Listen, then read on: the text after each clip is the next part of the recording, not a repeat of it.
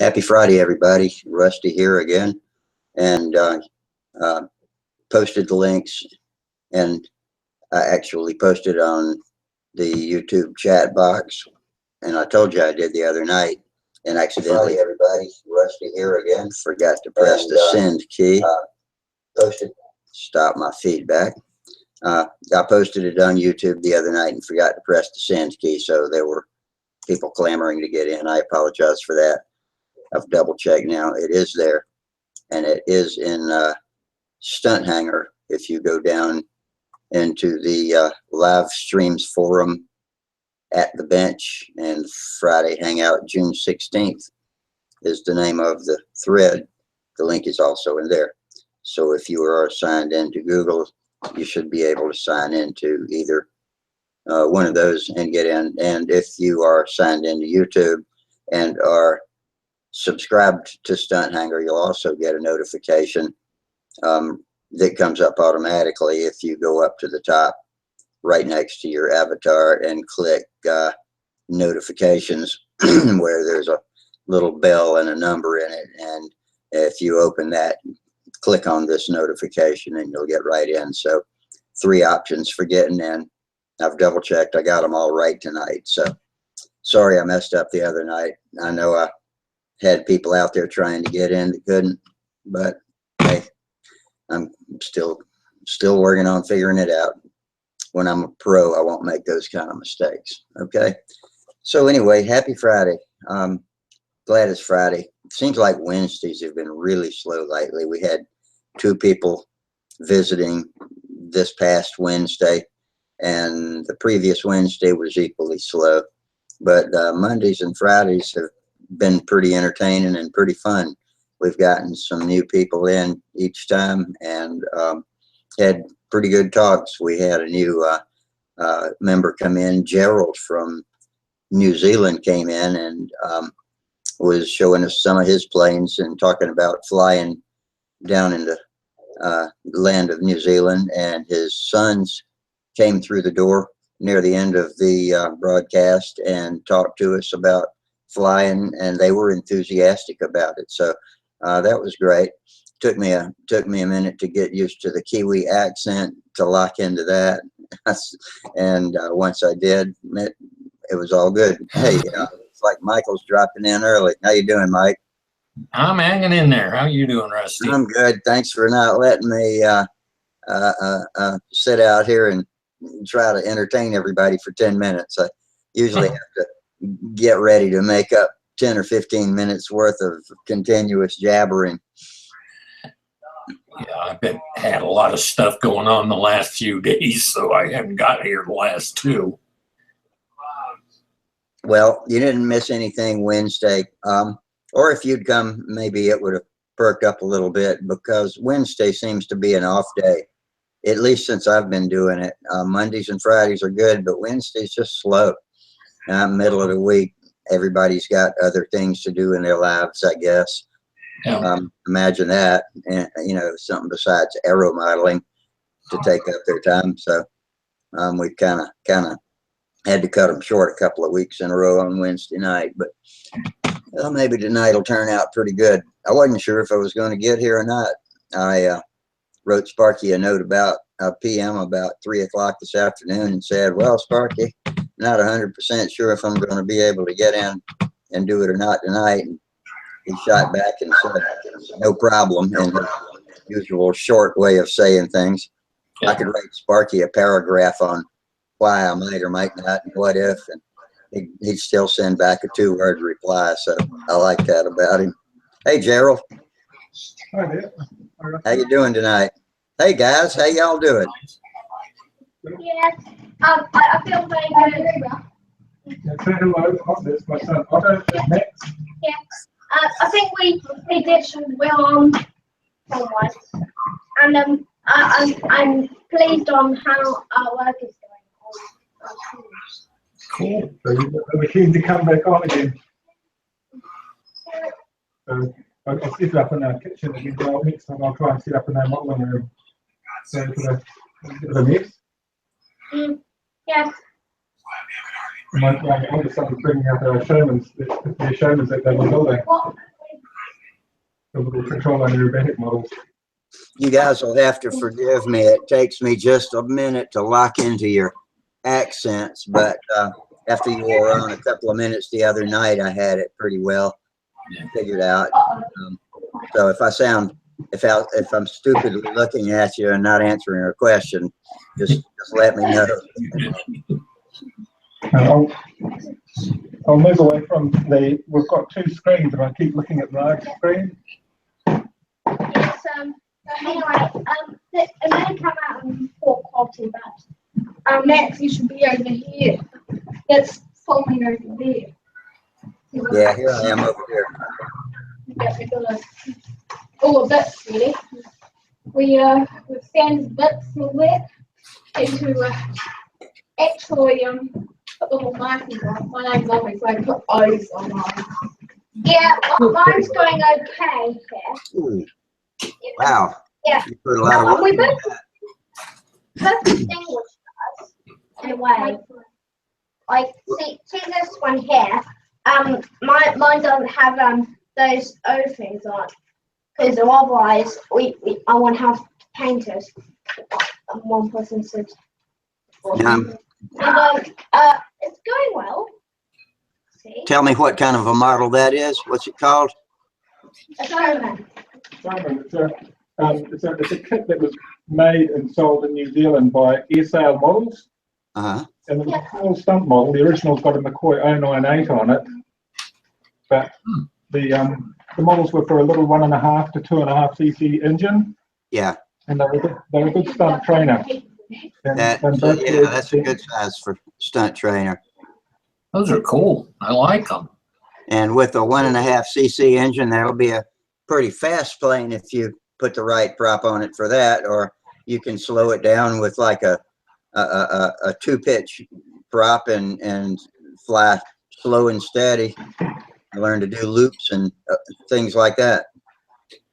Yeah, I've built a number of them over the years, and we've flown them with 1.5s and 2.5s, and I can go and grab a couple of examples of completed ones so you can have a look at them. But AirSail made a lot of control line kits in the past.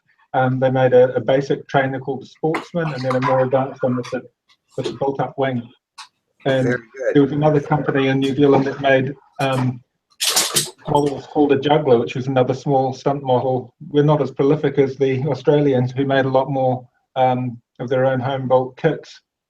But there was quite a vibrant control line scene here back in the 50s and 60s, and these kits are no longer in production. We got what could have been the last 2 kits from the company that made them before they closed down production. Oh, wow. I'm sorry to hear that.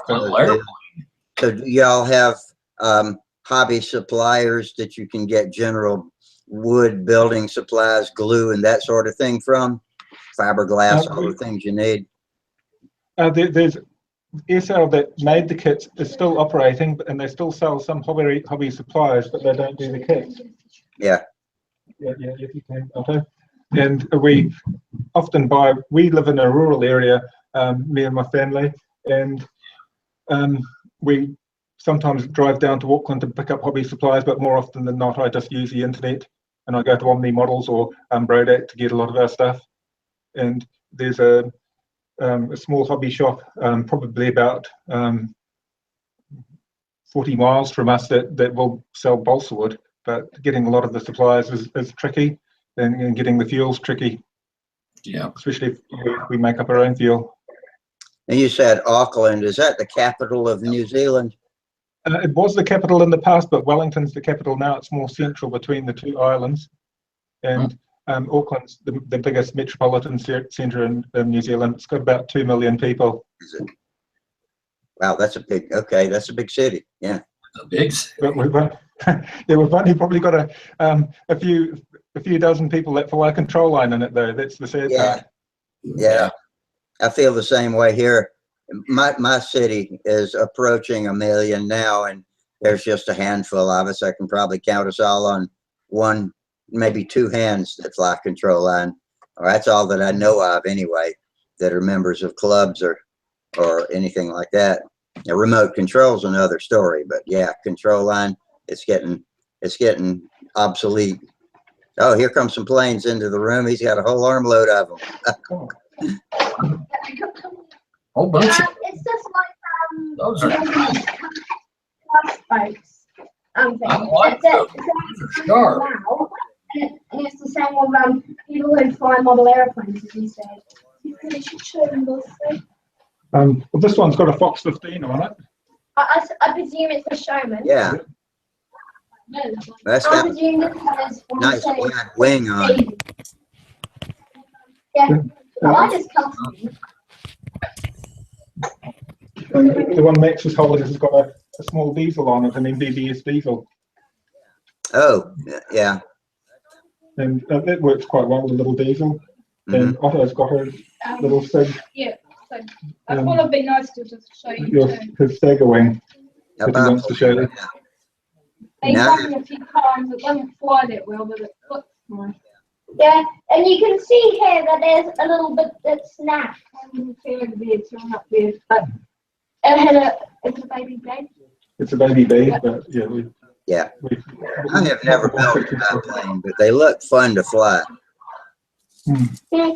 Yes. Can you get me out the SE5? Okay, I'll get it down, I'll get it down. Let the other people talk now, and I'll get up to SE5 because it's hanging on the wall. Looks like Wally joined us. Hey, Wally, how you doing tonight, buddy? I don't see him. I see his name, but I don't see him. Yeah, Wally's had camera trouble lately. Hey, can you hear me, Wally? Hey, not bad. Can you hear me? No, now I can. Yeah. I can hear you. I don't think I've ever met you. Howdy, I'm Mike in Colorado. I can hear you. Okay. Yeah, we can hear you, Wally. You can turn your microphone up a little higher if you want to, or else I can turn it up. I don't think I've ever met you. Let's see if I can turn it up. Hey, man. Sounds good. Yeah, we can hear you, Wally. You can turn your microphone up a little higher if you want. Has somebody got a YouTube page operating in the Are background? you guys seeing the picture at all? No. No, Yeah, mine's all the way up. still no picture.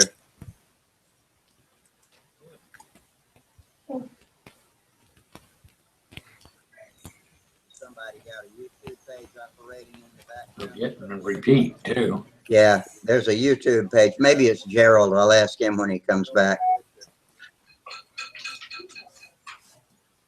I know I've got all of my tabs closed, but this is something we deal with every night. I'm gonna lose this quit being a ragdoll. Here's my SE5. Hey, Gerald, can you hear me? I can hear you. Okay, we've got an echo in the background that's about 10 seconds delayed, and it sounds like it's a YouTube feed playing. Do you have your YouTube page open in the background? I turned mine off. I'll just double check that it's turned off. Sometimes it happens anyway. Speaking of the devil, here's Chris. How you doing tonight, Chris? How you doing? Good. Good. How you doing? Now we got Gerald on with us. We got Michael and Wally and me. And I know you know Wally. Have you met Michael Wally's from Colorado? I think he's got his. He's way up there. Hey, Chris. Doing? Doing all right. Get all your stuff done today? From all over. Way cool.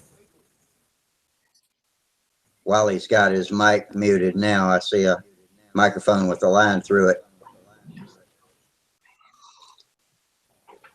Unmute your microphone, Wally.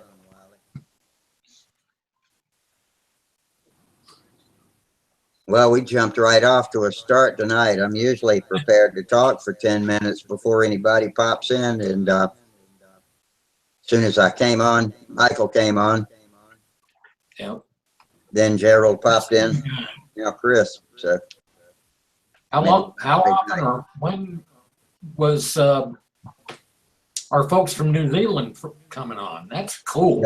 That's Gerald. He and his kids are from New Zealand. Yeah. I think they're gonna give us a look at some of their planes tonight. Oh, hey, Jamie. How you doing, buddy? Hey, hey. We're getting a good crowd tonight. Looks like. Be nice if we could ever have Charles or some of the others from earlier getting back on. Charles came in briefly on Wednesday night and talked with us, but he had to go. He works at night. Yeah.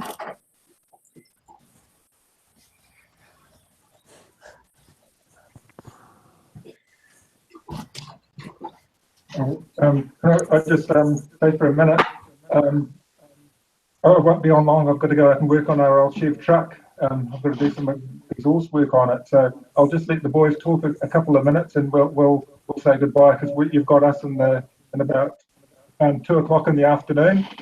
So I should really be outside working, but the boys were dying to come on and be able to talk about their planes a bit. So they can come on and talk briefly, and then we'll sign off. Okay, well, we're happy to look at their airplanes. Yeah, That's a nice one there. Who flies that plane? This one is the SE5 that Dad gladly helped with. And I know that when we were making these, that made us with foam, maritime tissue and covering. And it's quite heavy. And if you had to go flying, it would probably go boom in the It flies, but it is heavy. And we started with an OS-25, and we went up to an OS-40 on it. And it is tricky to fly. And you have to, and you glued it with Gorilla Glue, didn't we? Yeah. Very Yeah, nice. we had to go flying with it in Mahamata, and it crashed. It looked more like a monoplane because the top wing fell off. I like this cream that's now gone a bit brownish with the nice English markings. Yeah, and now is that I'm not up on my warplane markings, but are those British markings? Yes, it's an SE5, a World War I biplane, and Max flew it in control line scale about 2 years ago now, and he got a reasonable placing, but after it was crashed, it put on a lot of weight, and it became more difficult to fly. But we rebuilt it at our nationals when we flew it, and it had a lot of Gorilla Glue going into it when we rebuilt it, but he still managed to compete, and he got a third place at the nationals for scale, because they had a basic class that you're able to enter, weren't you, Max? Yeah, and I thought, well, it looks quite good, and also it wasn't bad. Yes, and also, it's quite good, I think, from my point of view. I quite like this yellow propeller that doesn't look like it goes very much with the old appearance of it. And anyway, I don't want to give this away, but these straps here are made out of popsicle sticks. Made out of, say it again, made out of what? Popsicle sticks. Ice block sticks. Making use of what you have. You got to find building materials wherever you can. I'm always walking around looking at things, hoping I can make a plane with them. Get this kind of wood, you know. Well, the wings actually got it's just a profile wing, and then it's got laminations of foam top and bottom sanded and then covered in tissue. So it was a very quick way of constructing a model so Max could fly and repair it quickly as well. It had quite a mess on the deck because the belt sanded it down. Made a mess on the deck. Yeah, and also this was originally from a free flight plan. We had to enlarge it, and so it would become control line. We based it off a Sterling kit, an old Sterling free flight kit. Yeah, and the surprising thing is that we managed to do it built up. And I like built ups. Well, we better let you carry on, and we'll sign off for now. Yeah. Okay, thanks, guys. Gerald, boys. We'll say bye. I might log back on. I might come back on another night while the kids are at school. Okay, Yeah, we'll see you Sunday, and we enjoyed it. Thanks for bringing the kids on and showing us your planes. Yeah, Okay. cool. Yeah, thank you for your hospitality. You're quite welcome. Thanks, Rusty, and Bye. Michael and James, and we'll see you around. All right, good day. Okay, goodbye. Bye, guys. All right, that's kind of fun. It was. How you doing tonight, Chris? I'm doing all right. Oh, man. Gotta work in the morning, so I won't be on too late tonight. Oh, hey, Steve. Didn't see you pop in. You snuck in on us. Yeah, just figured out how to do it again from, they keep changing stuff all the time. Yeah. Oh, man. Man, look what I scored on RC.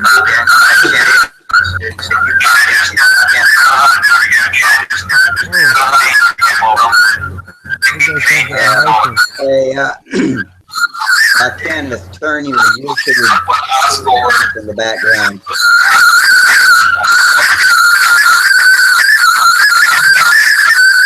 Hey, Kenneth, can you hear me?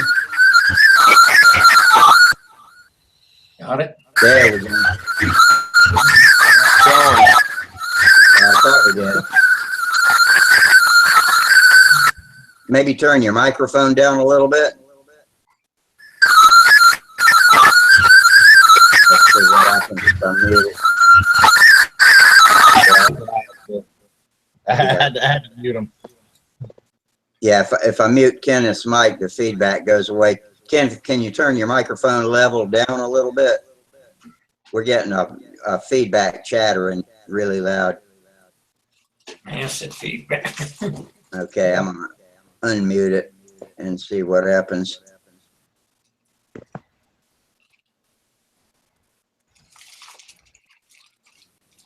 How's it going?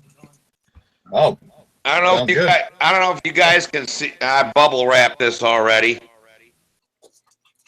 What you got? It's an SV23. Ooh, All paint. I got it for $150. wow. This thing is just beautiful. oh yeah, look what I got for 20. For what? Can't seem to unmute Kenneth's mic from here. Oh, a handle and stuff? Tom Moore's handle. Yep. Shit. Yeah, I seen Tom. He's doing pretty good. He looks pretty good. That's good. There we go.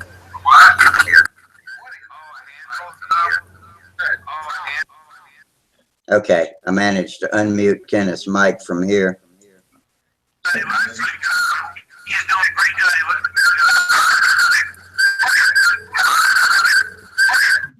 Okay, so Yeah, it's making it really bad. He probably still got his YouTube open. well, how about, hey Kenneth, do you have any earphones you can use?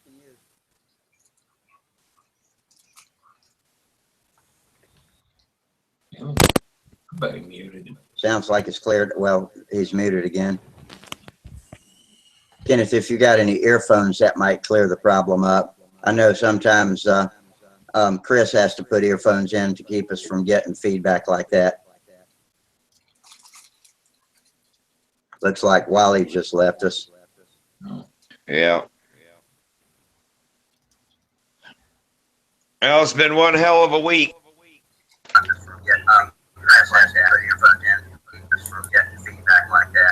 What you been doing this week, Steve? Brodak. Oh, is it now? It's not over yet, is it? Tomorrow. Oh,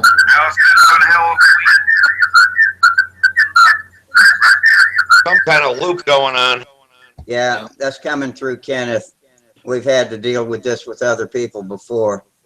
Okay. I got Kenneth turned down as low as I can turn it, but if he's got some headphones, maybe that would solve the problem.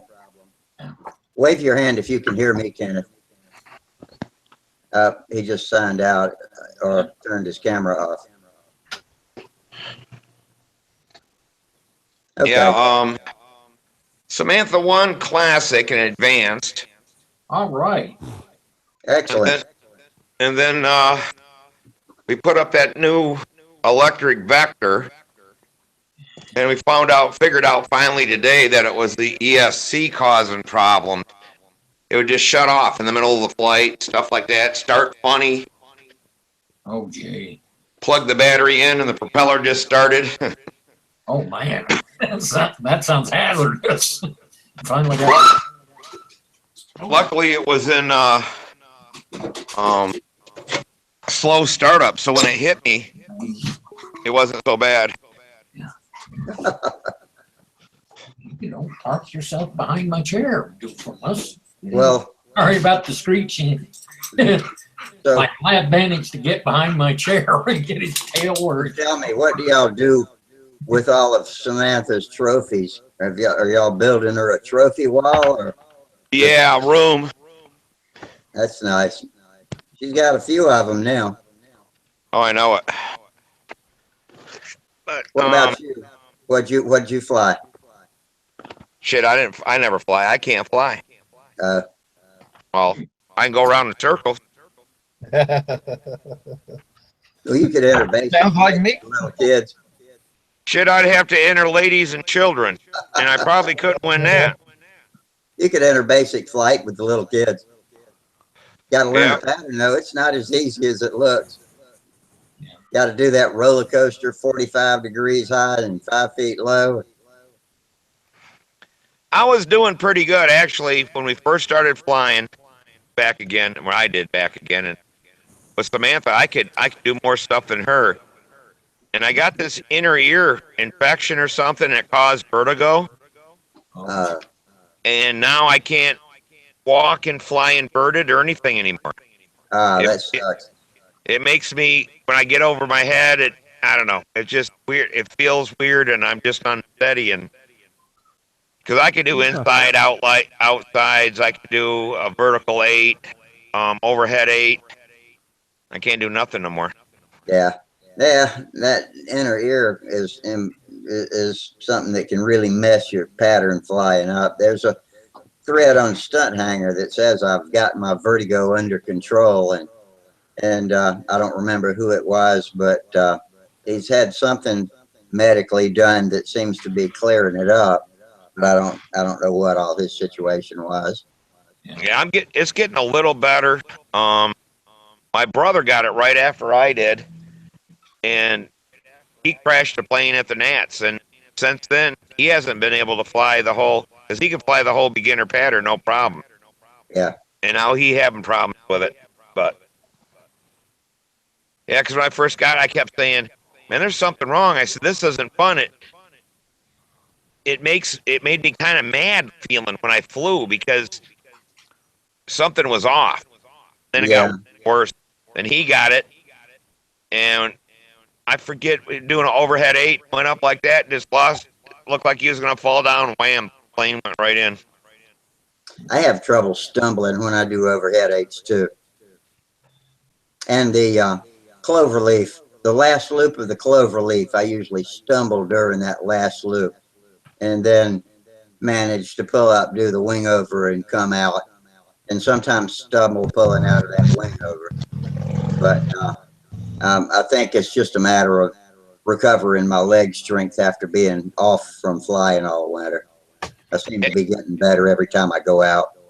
It was too bad today because Samantha's first flight, we took an attempt.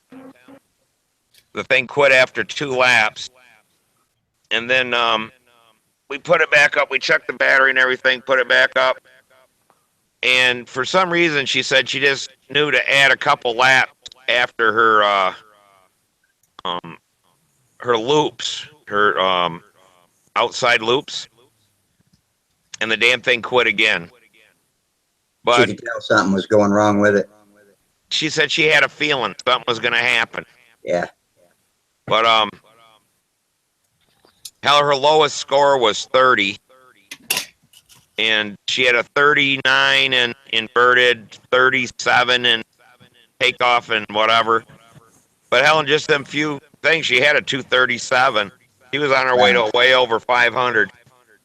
She can fly the shit out of that vector.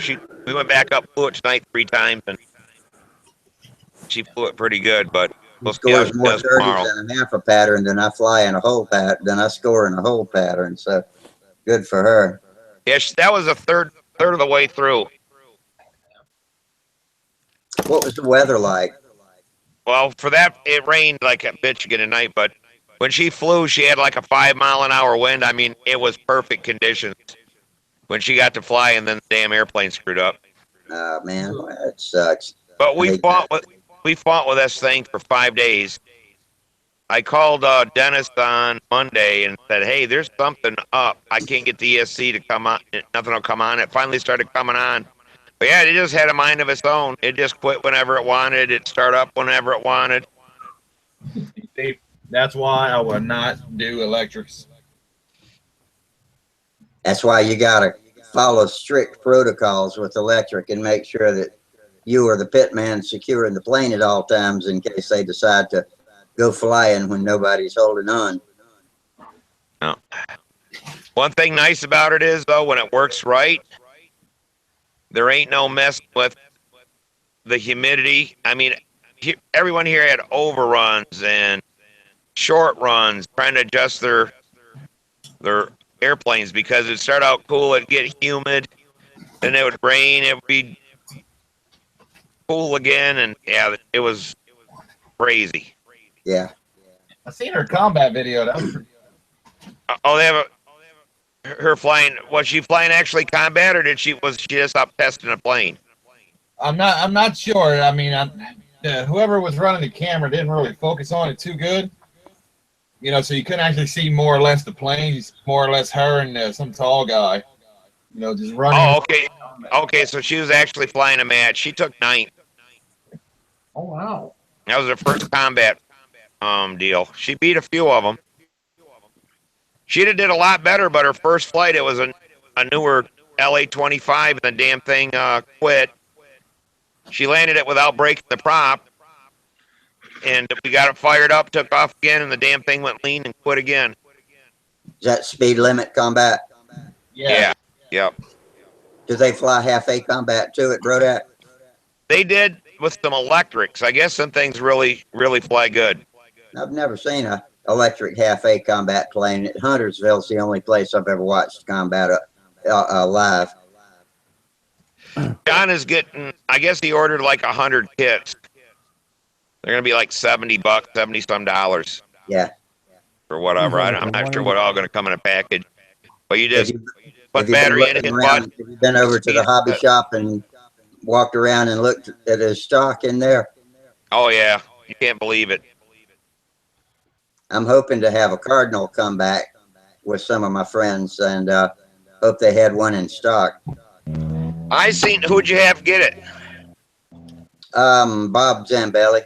Yep, he's got it. I seen it in his hands. Oh, good. Cool. Oh, Rusty's getting all excited now. Yeah, they have a Cardinal.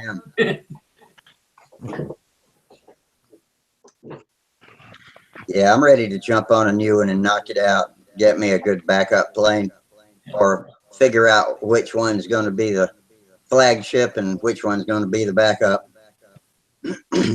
Yeah, shit. Mike Pelko, I guess I think he's won everything because I don't believe anybody else can fly a 580-point score. Yeah. I don't expect I'll ever fly a 580-point score. Man, you couldn't believe the flight he put in. But that was the one thing, you know, he flies electric, and that fucker was perfect. He had great air, you know, where other people were having fast, you know, they were making it through, but some of them were a little lean, some of them were a little rich. Well, how does Advantage / disadvantage? Has anybody told you what's up with that ESC or what's going on? They're gonna inspect it. It was brand new, so something inside of it didn't get a good solder or whatever. Yeah, that's what I was going to say, a cold solder joint somewhere. Yeah. Well, how does John seem to be feeling? Good. John Brodak, does he seem to be in good spirits? Yeah. Excellent. God, I hope they have it again next year.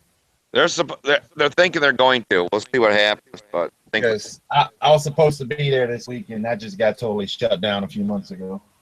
Oh shit. And who? Will Davis is the contest director. Yeah. Yeah. Will and Art Weiss. I don't know who's Oh yeah, assistant regular, but yeah, they both do it. yeah, yeah. I know Mark because he and Will do the Joe Nall contest too. And Will is the president of our club, the club that I'm in. Yeah, they do a good job. Yeah, I was watching Sparky's video of Danny's jet pulse jet planes, and I saw Bob Zambelli up there with him, and for once he wasn't saying much, but he was watching them, and they were getting shocked when they were cranking those planes up. Oh, last night. Yeah, they were putting up. There might be something we'll get up pretty soon, but they had two of them up tonight at the same time. Pelco and Banjock both flying at the Like same Mike time. Leinke flew the fastest one. It was the first flight in that video, and he had one that was really hauling ass, and the rest of them looked like regular stunt speed or a little faster, maybe. Yeah, the other ones were stunt ones, the great big ones. Leinke had a sport jet. He bought it from Australia. You can get the whole kit. He says it takes 2 hours to put it together. Oh wow! For $150 Was that out of Mike Australia. flying? Yeah, yep. Yeah, those pulse jets are crazy. No kidding. And they were pumping fuel in it like there's no tomorrow. I think they put 5, 10, 15, 20. It looked like about 20 ounces or just a little shy. Yeah, they make up a gallon of that fuel a night. Burn right through it like nothing. Yeah. But sure looks easier to start one with a bottle of compressed air than it does to start one with a bicycle pump. Yeah, especially when they start hard. Pelco started real hard, and he had the bottle. And then, Banjock started his. It started like second pump. Is it boop, boop, boom, took right off. What kind of voltage do they put to those engines, and what exactly are they lighting up? Are they lighting a glow plug or what? It's a spark, some kind of a spark generator. And I'm not sure, but it's two of the old square batteries like they use. I saw that it was 2, yeah. I think they're 9 volts. They must jump up.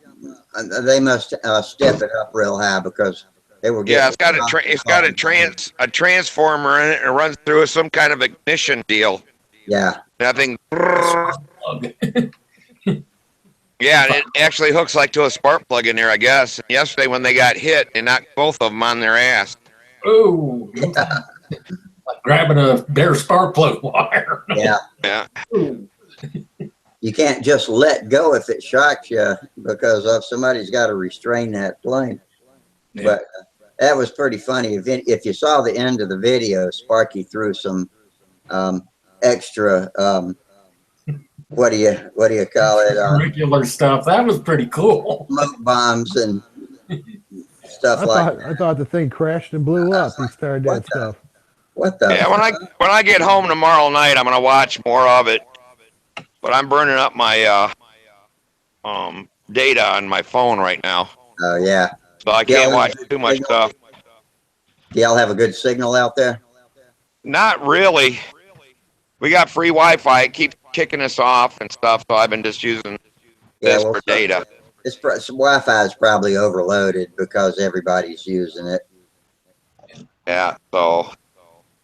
But it's been fun. That's good, anyway. Yeah. Has anybody gone to the Nats this year? Yeah, yep, that's the plan. I'm not going to make it. I've never been. I've never been either. I'd like to check it out. Yeah. It's a good time. Well, if you guys make it down, we always have one night at the camper. Throw a weenie roast and a hamburger and all that kind of stuff. Usually Jeff Trexler and Billy Werwage, they come play guitar and sing and all kinds of stuff. Oh, gee. So where's it actually located? Like fun. I'd love that. Yeah, if you guys can make it. I know I'm not making it this year.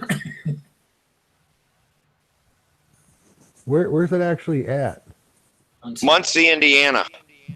I know it's in Muncie, but like, is it at a field somewhere? I mean, what? Oh, is the it actually- AMA home grounds. I don't know. It's 700 or 800 acres. It's the Oh, coolest really? thing you ever seen. Huh. They got speed circles. They got grass circles. They got paved circles. They got pylon racing deal there with the deals in it. Pattern stuff, free flight, museum, store, all kinds of stuff there. That sounds pretty cool. Back in the day when, when I was a kid, they had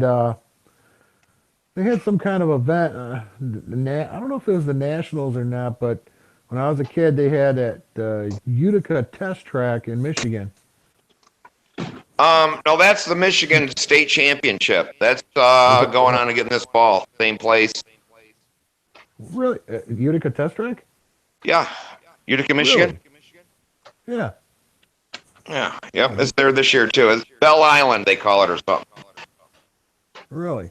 Bell Island Test Track? Yeah. I'll have to check that out. Yeah, they announced it today. It'll be back there again. They do everything but stunt there. They race and speed or what, I don't know. I'm not all sure. Combat. I seen combat. I seen scale there. Saw some free flights, but that was years and years ago. Yeah. I looked over on YouTube and Kenneth is over there and he's going to work on his system and his settings and see. He backed out because he was the one that was causing all of the feedback. Oh, okay. So Minnesota Mike's over there and a couple of other people. So it's all good. We'll All right, guys. I'm going to have to get off this because I'm packing up because we're leaving right after flying tomorrow. So then I got an 8-hour drive home. Man. So I'm hoping I'm home by 9:30 tomorrow night. Yeah, well, be careful. Stop and take breaks if you have to, because that sounds like a kind of a tiring day. Yeah. All right, man. Thanks for dropping in on us, man. Yep. Take her easy. All right. See you later. Yep. Bye. All right. Back down to the diehards. Well, I checked on the YouTube, guys. Everything's okay. Kenneth will get his stuff figured out and come back in either maybe tonight or maybe Has Mike ever been able to figure out how to get on this? Yes, Mike's been coming in with us. Oh, okay. Yeah, he's pretty cool. First time he came on, he was in his garage with the hood up on a drag racer behind him, and so we started talking about drag racing a little bit. And he's got a serious Mopar. He's got a Dodge Dart with a 440 in it with what does he have? I think he's got a blower on top. I can't remember now. We'd have to see it again. Tunnel ram, maybe. Nah, was it a tunnel ram or a blower? I can't remember. I don't know. I didn't see it, but I remember the old tunnel rams. Too. Yeah, I had an Offenhauser tunnel ram on the shelf, but I never did put it on. Oh, here comes Wally again. Hey, Wally. Well, he's got his microphone. Oh, there you go. Can you hear us, Wally? Hey, we got you on face. All right. All right. Well, we can did. all see each other and hear each other somewhat. Oh, things off again. Well, he's getting his technical difficulties worked out, but we almost had him. But you can't see my face. So. Once upon a time. We can't, and we can hardly hear your voice, Wally. If you can turn your microphone up some. How's that? Does that work? A little higher. Let me see if I can turn it up. Wally. Okay, say something now. See if that helps. Yeah. Oh well, we'll figure it out when he comes back. That's a pretty good shelf full of models behind Jamie there. Yeah. Let me click on that and get a better look at it. Yeah, man, he's got a bunch of stuff. Can't tell what most of it is. The collector. Yeah. That's what I like to do. Collect. I'm gonna put this on one of these days into the room. I haven't pulled it off the wall since the last time I flew it like a month ago.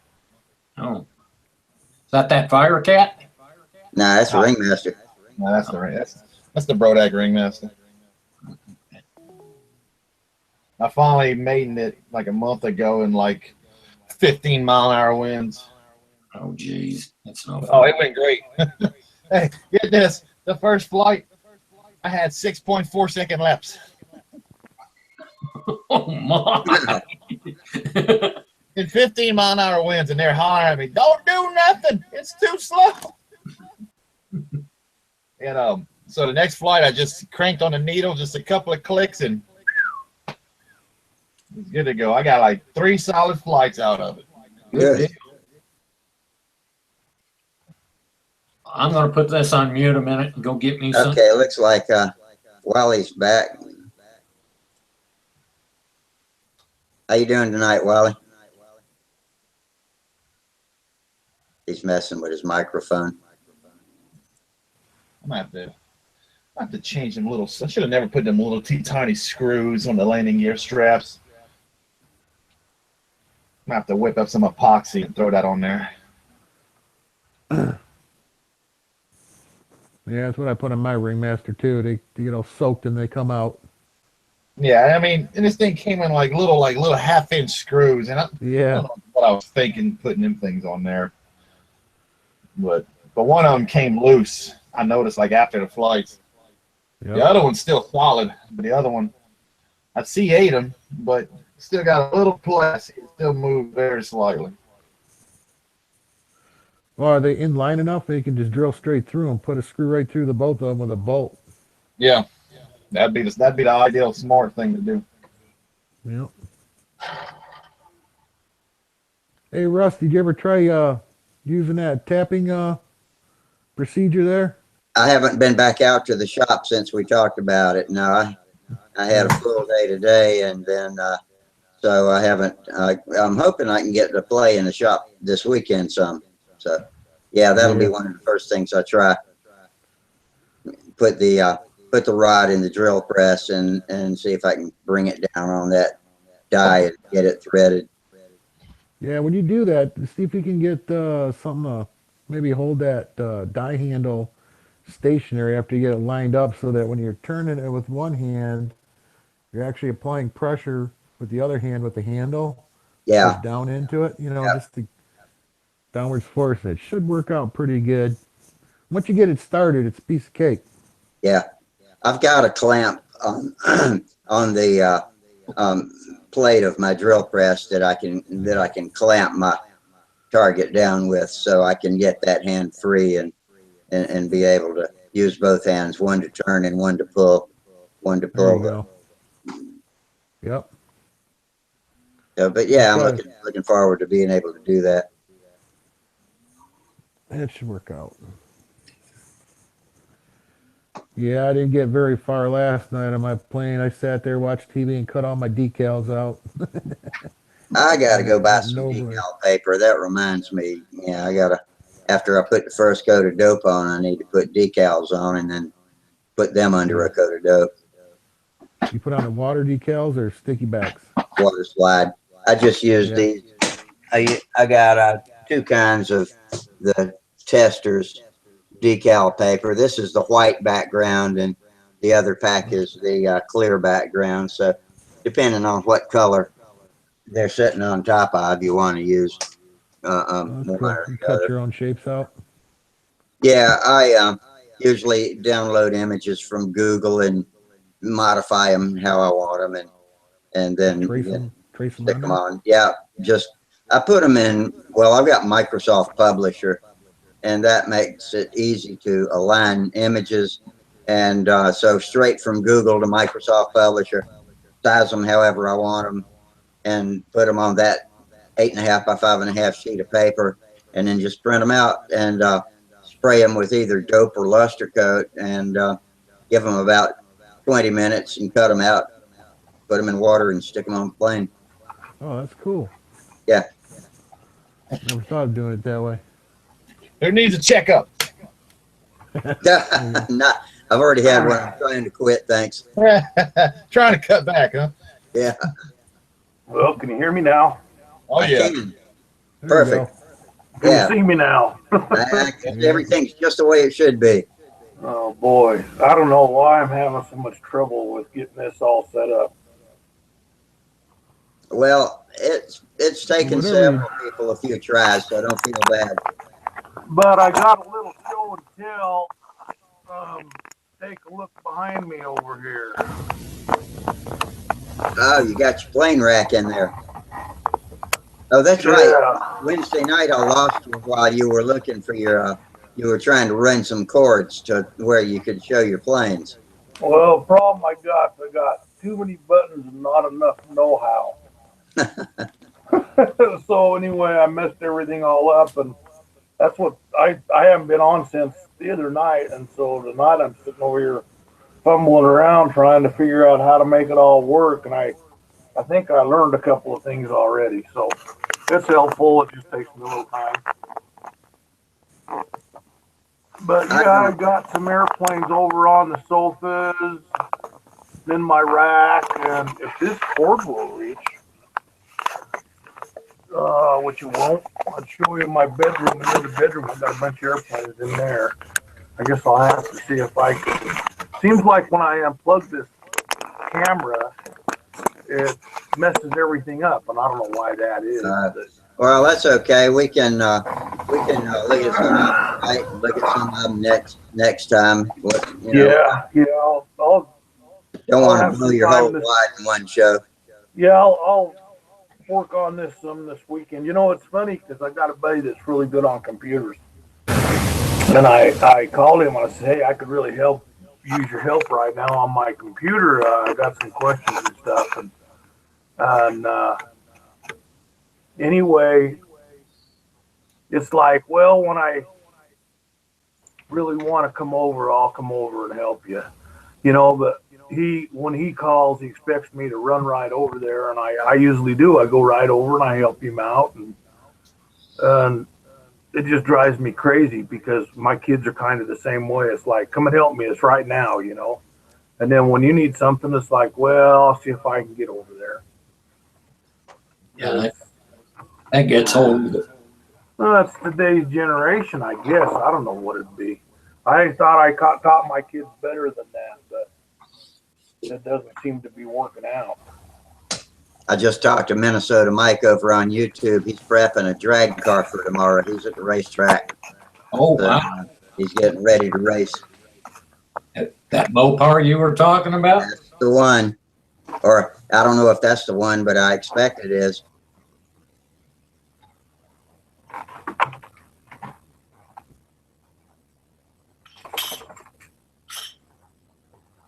They run an eighth of a mile on an unprepped track, or at least that's his usual spot. I don't know if he's at a regular dragway or his unprepped site. Well, I guess I epoxied one side, I just epoxy the other side. We can't tell exactly, but is that wire landing gear that are two pieces and they're held down by the little U clamps? Yeah, I think it's a two-piece gear, and it's got the plastic landing straps. Yeah.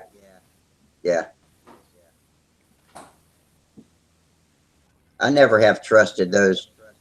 They're stronger than I thought since I've finally flown a few planes that have them, but they will break, and the screws. I usually run the screws all the way through. Yeah, and that's what I should have did from the get-go, but yeah, that's not too late. You know what? If it goes, it goes. That's how it goes. Yeah. On my Tudor, I've even got a zip tie around the landing gear just to hold them in one place because one of the U clamps, nylon U clamps, is broken. That's worked for the past 5 or 6 flights, and so that's the way it's going to stay for now. Flying planes held together by zip ties. I don't know what's next. Duct tape. Duct tape's kind of heavy to tape a plane. I know one thing though. That LA blue certainly goes with the blue fuselage though. Yep. Yeah. Is that an LA 40?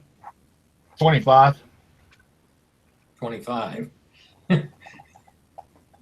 I still thinking when I get done with that Excalibur that an LA 40 is going to be a little much for that. The LA 40 definitely Caliber, be a ringmaster. Yeah, it'd be too much for a ringmaster, but that Mathis Excalibur's 52-inch span, and it's a pretty good sized wing on it. I have that one. It's the Walter Umlin. The kit. Yeah. I started when Sparky was doing that, and I've got a wing mostly built. I need to sheet the center and put the dumb thing together and try to fly it. Yeah. I ended up selling it to a guy in my club. I'm going to bring it to him tomorrow when we go fly. Yeah. I mean, it's a very nice kit. I'm not even going to lie, but I already got enough kits as it is, and now it wouldn't get touched for a long time. So I figured I'd use the money from that for a new fishing rod.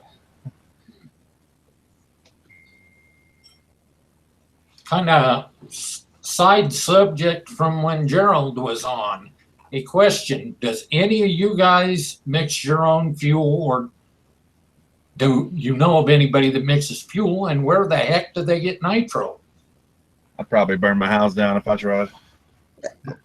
He addressed that the other night, but they're able to get nitromethane and alcohol with no problem.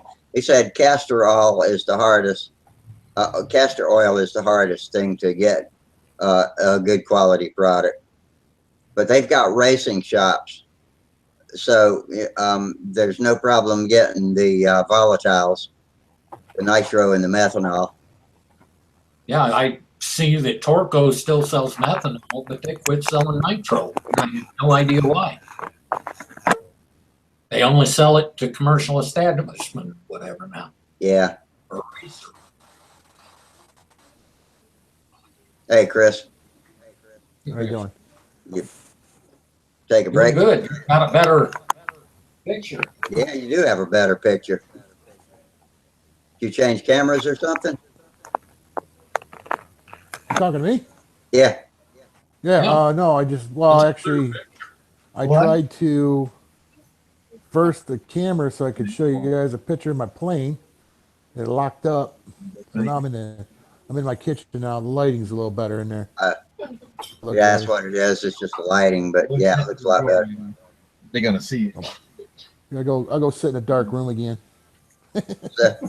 So you got your airplane with you now? Well, yeah. I want to try this again. If I get knocked off, I'll get back on. Okay. What I'm trying to do was reverse the camera. There we go. Can you see it now? Yeah. All right. Let me lock you in so that we record it. A little bit I can see. That's pretty. It's the ARF, but that's the nose. I was telling you I got it all cut out and stuff. Yeah. Took me a little while. A lot of dust. Not a bad looking plane. That'll do the job. Now, was that you the other night that was asking whether any of us foregoed the gluing of the wing and just used the bolts to hold it on? Somebody was asking that question. That's the way mine's set up. Yeah. We've set two of them up that way. We've crashed one and destroyed the body, and I have the wing downstairs. It's still in one piece. Hey, Charles. Hey, Rusty. Hey, everybody. Hey, how you doing? Charles, long time no see. I know it's been a while, but I'm here to hang out tonight. All right. Good to have you. Hold on. Let me go get a beer. All right. Bring us one too. Yeah, I'll take one too. So, Chris, what we did with ours is we put some epoxy on those mounting lugs, on that one piece of maple or whatever it is that goes across the body there that the two bolts bolt into. Yeah. And anyway, we epoxied more of that up in there to work stronger and beefed it up, and we run them that way. And you know, we can take the wings off. It's a pain in the butt getting your control rod, your elevator undone, but you can do it. I've never had my wing off of them. So We're getting a tour of Chris's plane now. What's that's nice. You looking at, Chris? Master. Ringmaster. Hello, Junior. It's got a NU9 on it. I love the color scheme. That's good. Yeah, I like that was a pain in the butt. Is that paint? It'll look cool in the sun. Is that paint or is that monocoat or what? The wings, the tail. Whoa, I almost broke it. Don't do that. Brett, crash it before we get it started. The wings are all monocoat, and the body here is all paint. Looks nice. This Great. is, that's all paint. That's all monocoat. Out with the monocoat. And I watched a YouTube video. That Yeah. might be the most attractive ringmaster I've ever seen. That's really thank you. nice colors. And I'm a big fan of those clunk tanks too. That's a Sullivan slant face clunk, isn't it? Yep.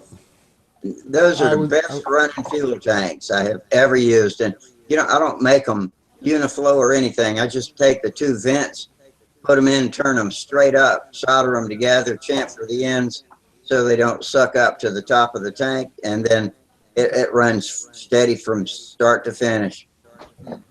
I use muffler pressure on all of mine.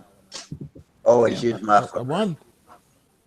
I wanted to try to make it like nostalgic, you know, with the little skinny racing wheels back in the day and a little teardrop tank, but yeah. Well, if you're gonna fly off a crash, you don't want skinny wheels. Do you fly off of? What do you fly off of? I haven't flown off anything yet. Neither have I. Don't feel like the lone stranger. You can always put different types of wheels in your flight box depending on what you're taking off and landing on. Yeah. Well, me and a girlfriend were driving around today after getting some dinner looking for a good spot to, you know, take off from, and everything's either too gravelly or, you know, I'll have to find some flat grass somewhere. You can probably hand launch that Ringmaster. Well, if you would know my girlfriend, she'd probably throw it in the ground. You know what? My orange and blue Ringmaster, the time I went flight after I rebuilt it, that's what we did. We hand launched it. I mean, it just dropped it in full 42-inch Ringmaster. Just the guy just dropped, just let go of it, and boom, kicked off. Wow. Yeah, the wheels off? No wheels? No, it has wheels. It's just the grass was a little tall. But I mean that Ringmaster's a pig. It's porky. It has to be at least 30 ounces. That's my guess.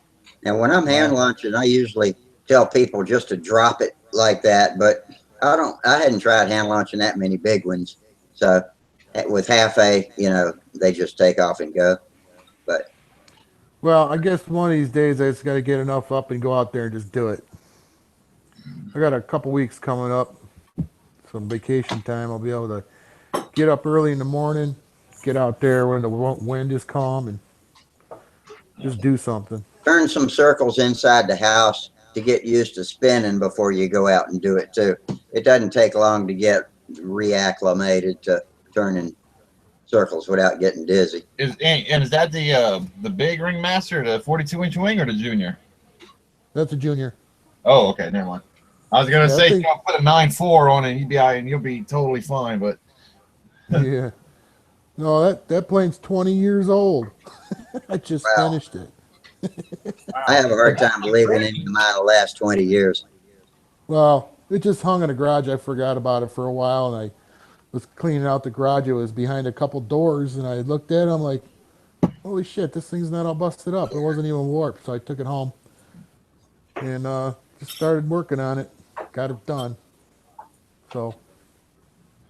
Hey, Chris, have you checked cut Wally off back there? We were talking about his Nobler. Were you finished talking about it, Wally, or were you still talking about mounting that wing and all? Chris has any other questions or anything. But yeah, I was all done, man. Rusty. In here, I got the Holy Grail. Let's see. Let me click on you. What you got there? It is What's the in that Ringmaster. It is a Pat Johnson Ringmaster 645. 645 square inches. Yep. Wow. That's a big one. I have one of those. Do you really? I had one. I sold it to a friend of mine. There was a guy up at Triple Tree a few weeks ago that had an 800+ inch ringmaster. Wow. That was the biggest damn ringmaster I ever saw in my life. Yeah. Yeah, I It's saw in- that video you shot of it, Rusty. Yeah, I saw it on video. It's in there. Yeah, I put my number 11 shoe behind it, and it dwarfed my foot on just the stabilizer. The stabilizer would go from the ground to my knee. Oh, wow. That was a big bird. Yeah, I saw that. That was a good picture of it. That super ringmaster. That is. Yeah, I got that one from Dane Martin probably about a month ago. Oh. Out in Las Vegas. Got it at a damn good price. Thing of it is, he forgot to include the drawings with it. So I have no idea what it looks like. Yeah, I got a box full of ribs. That's a full fuselage plane, isn't it? That's not a profile, right? No, it's profile. Yeah. it's a profile. At least mine was. Mine was a profile, 645. Yeah, it's the Pat Johnson 645, ain't it? Yeah, I have one. I shouldn't say I have it. I had one. I sold it to a friend. But I also have a 645 White Streak. Ooh. Wow. Yeah, so they both have big motors in them. Yeah, I hear 46 LA is the one to use for that one. That's what I hear. That'll work But he good. said that he said my 40 LA would work fine with it as well. I'd have to get a speed pole and wrap one elbow around it to fly one of those.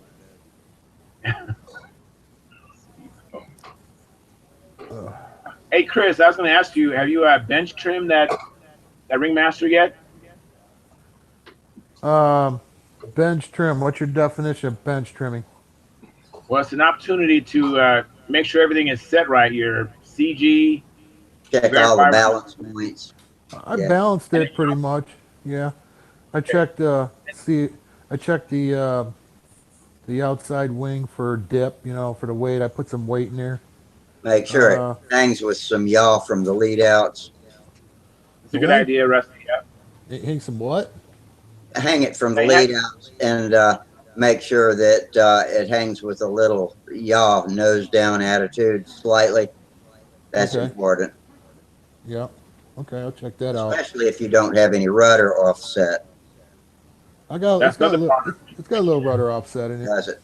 Okay. Most of the older planes do.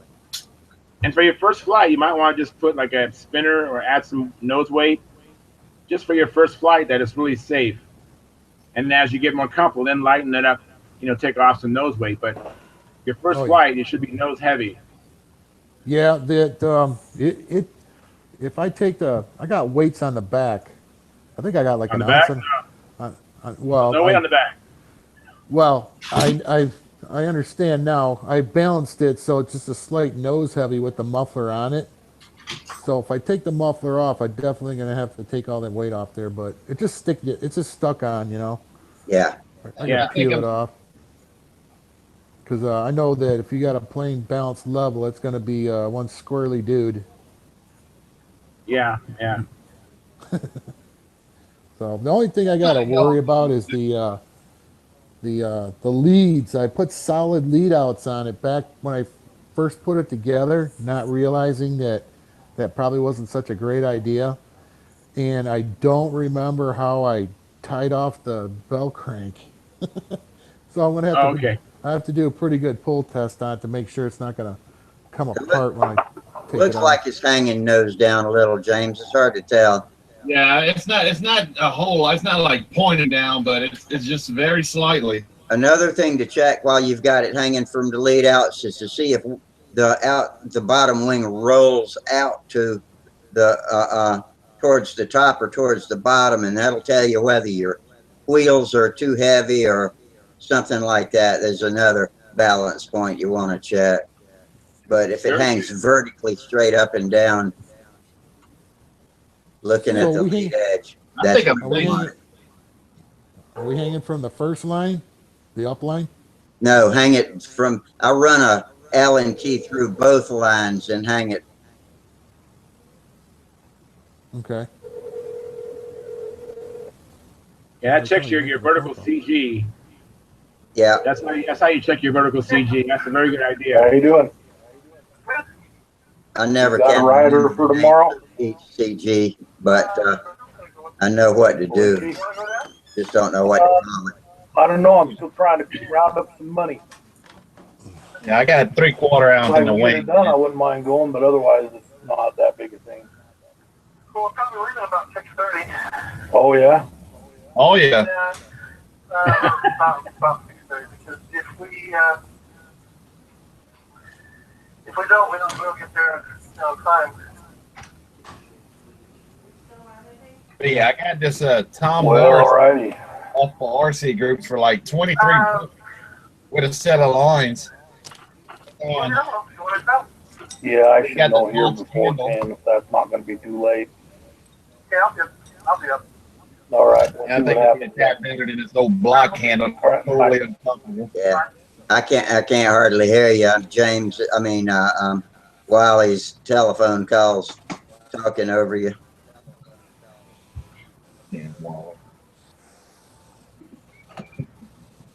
Wasn't that Chris? Is that Chris? I don't know if it was Chris or.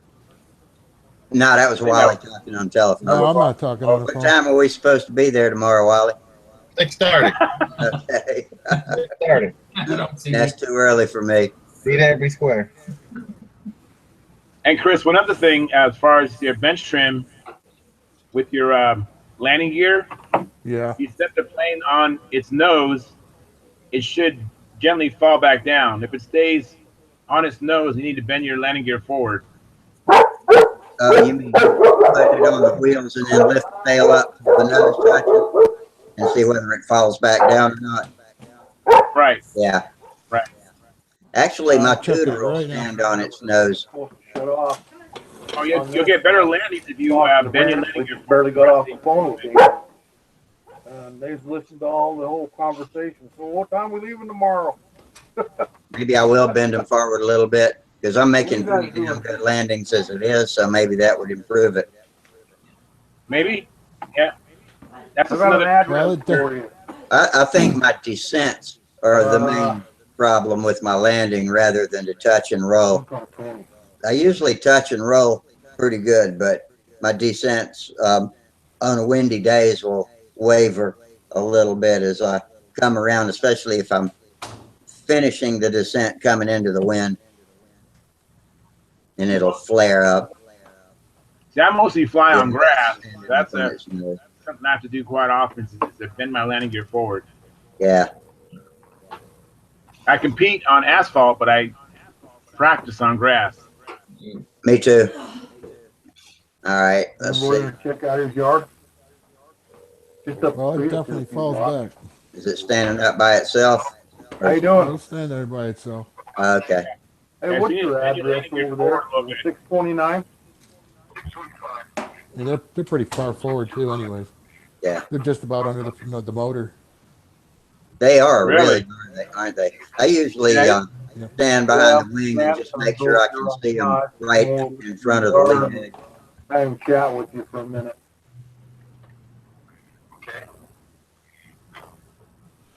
The one thing though is I put the motor too far forward. There's a gap. Oh, did it?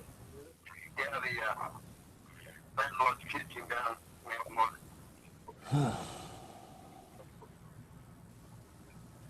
So is he gonna continue doing it, or do you know? I don't know. Landlord's due back in 2 weeks, so. I don't think it's a good Well, you idea. can mute your microphone. All righty. Well, I guess they can come look at it. If he needs them, you probably have them come and do it. All I'm saying is that if I gotta leave my house, somebody's gonna pay me. Okay. That's right. Sounds good. Time someone saw one of those. What is Very that? old one. You got a streak? Light streak. Very That nice. was my dad's, and I put my number on it. So if I can find somewhere to fly, I'm going to go fly. Finally. Very good, Mike. Only slight problem is my dad did something with it. It's got coupled flaps and elevator. This thing made it fun. That's cool.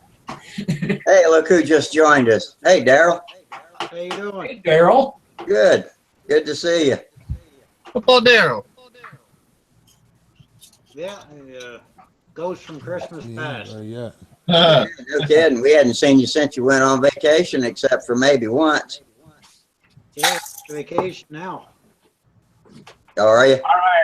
All right, Daryl. Now I'm gonna start yawning again, Daryl. I'll be counting. I'll have to rewind, make sure I didn't miss any.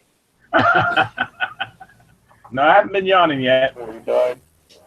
I'm in Custer, Some South guys Dakota right now. I did the cockpit, helped me do that, and then he finished it. Bought him. That's easier. I gotta clean it all up. Hey, Charles. Hey, what's That, up, Chris? Yeah, this Nobler, I'm definitely going to have to move these wheels forward on the Nobler. It won't even, with the muffler, with the tuned pipe on it, it does barely, it won't even stay forward. Yeah, yeah. Well, That'd be a good idea. Daryl, what you've been doing, is it getting to be summertime up there yet? Or at least spring? Oh yeah, she's pretty toasty in Canada right now. Good. Good. Actually, right now I'm in South Dakota in Custer. What you doing in Custer, South Dakota? Yep. Have y'all ever heard of Ben Howard's Ike? Yes. They got a guy selling one on RC Groups right now for $35. Brand new, in the box, not touched. What, is it a kit? It's a kit. Yeah, that's a fairly famous 30s air racer. Yeah, it's 24-inch wingspan. Huh. Plank wings. It's pretty cool. It's kind of cool looking. I'm not even gonna lie. Yeah, he had, which one is it, the Ike or the Mike or the Pete? Ike. Several. The Ike. He had an Ike and a Mike and a Pete, I think. I should buy this thing. I really should, but Because I think the Ike had the inverted engine and the Mike had the upright with the funny looking hood over it. we got a 1947 Amco short snorter. Oh my. This is on RC Group? Yeah. $35. $10 shipping. Brand new kit. A shark. Short snorter, whatever it's called. Mm. Yeah. That's a speed plane, I'm assuming. It sounds like.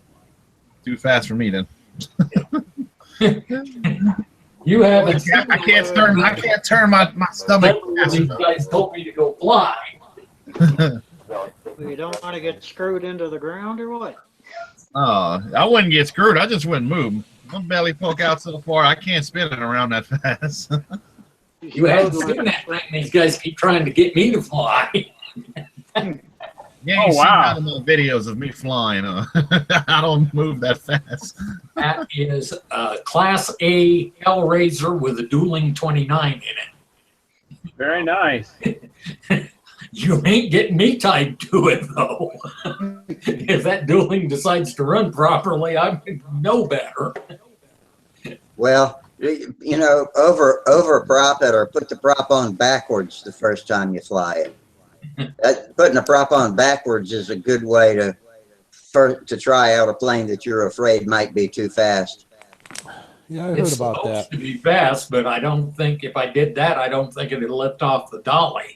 This is a dolly launch. It might. Well, if it won't lift off the dolly with a backwards prop, then it'll probably be okay for you to fly with it on forward. Yeah, and look at it I this way. still don't have a tank figured out for it either. And look at it this way. If it don't launch, I hope you're good at jump rope. Not worth a hoot. You playing hopscotch and dodging that thing.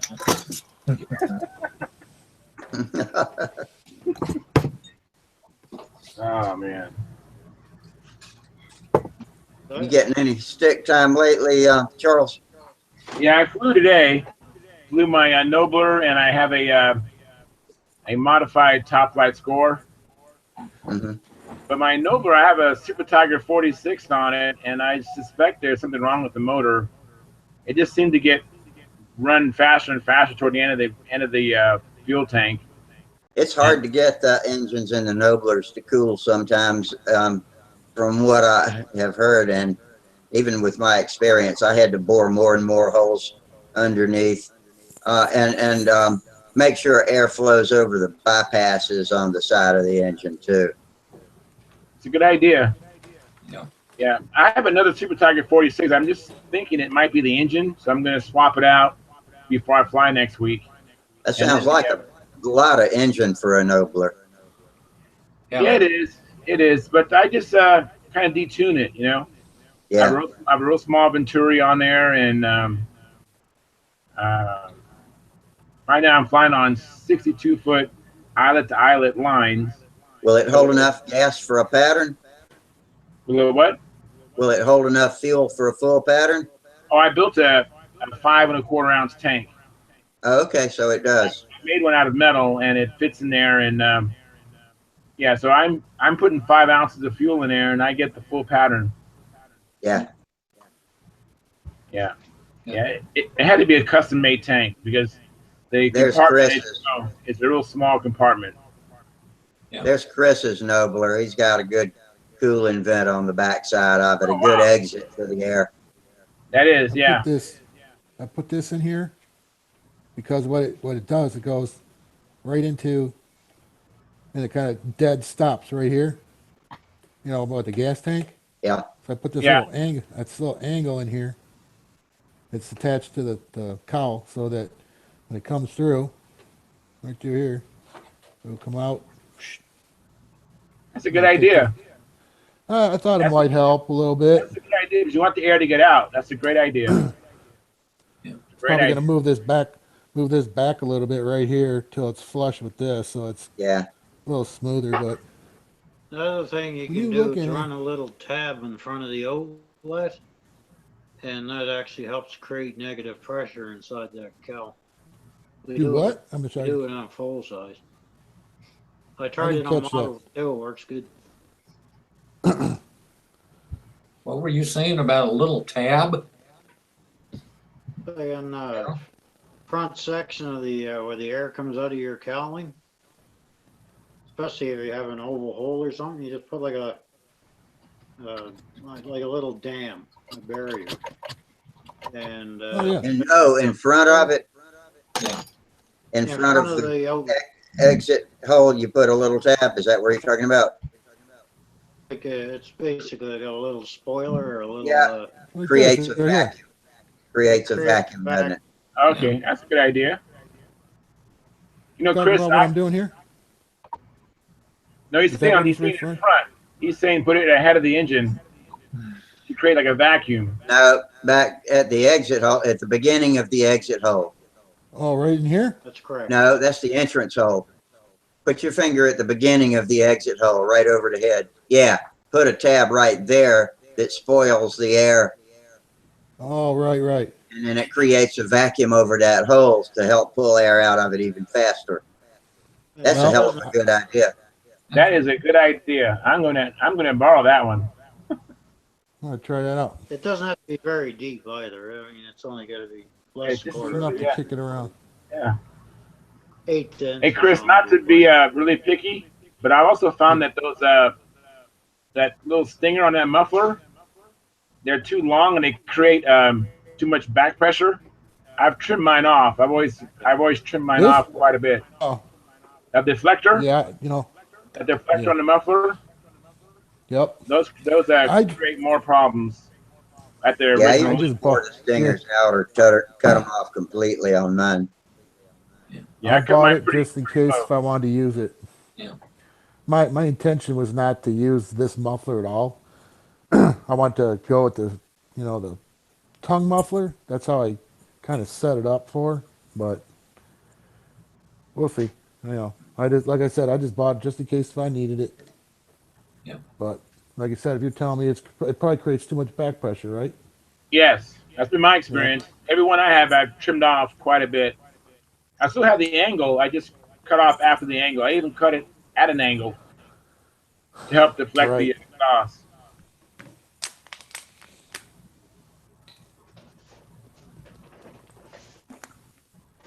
I hope that's water he's drinking. That's vodka. I can smell it. If it's vodka, toast here pretty soon. Yeah, it's about time for me to hit the sack. I got to be at work at 6 in the morning, so. Yeah. You guys have fun. You do. Yeah, all right, Chris. See you later, Chris. Thanks for dropping you in. guys have a good night. Hopefully you guys get some flights in over the weekend. Yeah, I hope so. Hopefully I get my plane out. It's just about ready. I at least want to get it started. That's my goal this weekend, just to get it started, flip it around to see how that tank works upside down, make sure it does all, like kind of a bench test. Very good. That's all good ideas. Do what Charles said, get it all trimmed on the bench, make sure all the weight's good, and hopefully I don't lose it. And Chris, regarding the bench trim, Wendy Wanowski has a couple of bench trim videos. You go to CL Guy, his channel, and then I watch his videos. I watch his videos to and from the work, as long as I don't hit nothing. I listen to him. I listen to him talking all the time. Flying with Wally. All right, guys. You guys take it easy. All right, take it easy, buddy. Man. Have a good one. Hey, guys, apologize for all the technical mess I was going through here. That's okay. Wally, I had to mute your mic because you were you were dominating the conversation. So if you got a phone call or something, be sure and mute your mic while you're talking. I did, but at some reason it didn't work. I finally unplugged it. Oh, okay. Yeah, I unplugged the darn thing when you was talking to me there. I said, "Oh my word, what's going on?" And I'd had it on the off button, so I ended up just unplugging it. I didn't know you guys was even coming through like that. Yeah, your machine's got a mind of its own. I clicked it. I had muted it over here too. Yeah, like I say, sorry guys. That's all right. We dealt with it. Now we got two Michaels. Good Lord, please, one of you go away.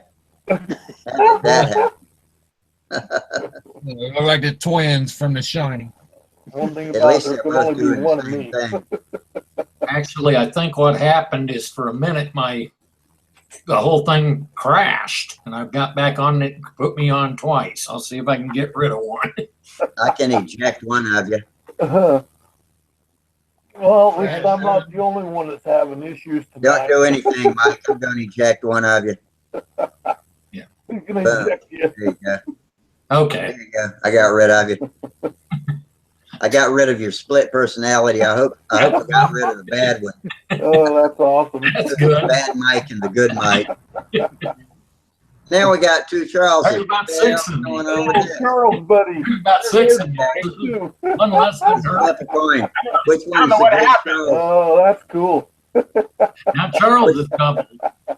Which one's the good Charles and which one's the bad Charles? Twice. Two of us, huh? Oh, wow. Here I am. I got cut out for some reason. It's always something. We come up with some new technical interesting problems every time. I'm gonna go How I check. wound up with the double was all of a sudden I lost everybody, and it's my browser said page crashed. Oh, Kenneth Colbert says, does Brodak have any 60 size planes? Or Colbert. Kenneth Colbert says, does Brodak have any 60 size planes? Greg, A lot of planes. They have a a lot. lot of 60s. And they do, is the answer. I've got 3 of them in my raft right here. I waited they have till something I'm done before I checked on YouTube, so I hope Kenneth's still watching. I'm sure the Strega is 60 size, isn't it? Yeah, Yeah, it absolutely. is. Yeah. It's a 743-inch square Hey, inch Larry. wing. Yeah, that's Yeah. 60 size. That's The Strega is. that airplane's probably got the best 60 size wing made. It performs real well for that. Is that a Big Jim? Is that a Big Jim Greenway wing? You know, I don't know, but I seemed to me like he was talking about one time something about Greenway. Yeah. It's a big wing though. It's really thick. Yeah, it is thick. And the Strega is my best flying plane that I have to date. Yeah. I have a I believe that's a Stalker 81. Wendy used Greenaway's Pattern Master numbers a lot. Yeah, that's what it was off of, was the Pattern Master. So that's what it would have been. What'd you say, Charles? I said I have a Stalker 81 in my Strega. Did you get an ARF? Yeah. Did you know what it weighs? Last time I weighed it, with the engine, it weighed 75 ounces. Yeah, because this one that my son built, it's almost 80 ounces. And it's got everything normal that any of them, but I've noticed that about the ARFs. They're running a little heavier, and I don't know if that's the way they build them for safety or what, but you can build a kit and shave off, quite a bit of weight off of them. So that's my guess, is they're doing it manufacturing for safety concerns, and they're putting a little more wood in them, or harder wood or something. They're getting a little more weight on them. But you did good at 75 ounces. Yeah, it flies like a small bird. I can't believe how well it flies. It's my favorite plane. Yeah, what's really nice about it, man, that thing glides forever when they run out of fuel. That big wing, it just goes. And it just floats and floats and floats. It definitely does. Yeah, my one video I have of me flying my Strega, someone had commented that I didn't do the required 6 level laps of inverted flight.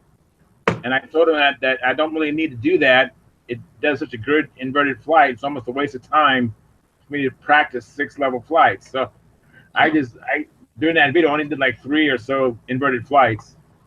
Just make sure you account for the judged laps and the practice flying perfectly level during those laps. Yeah.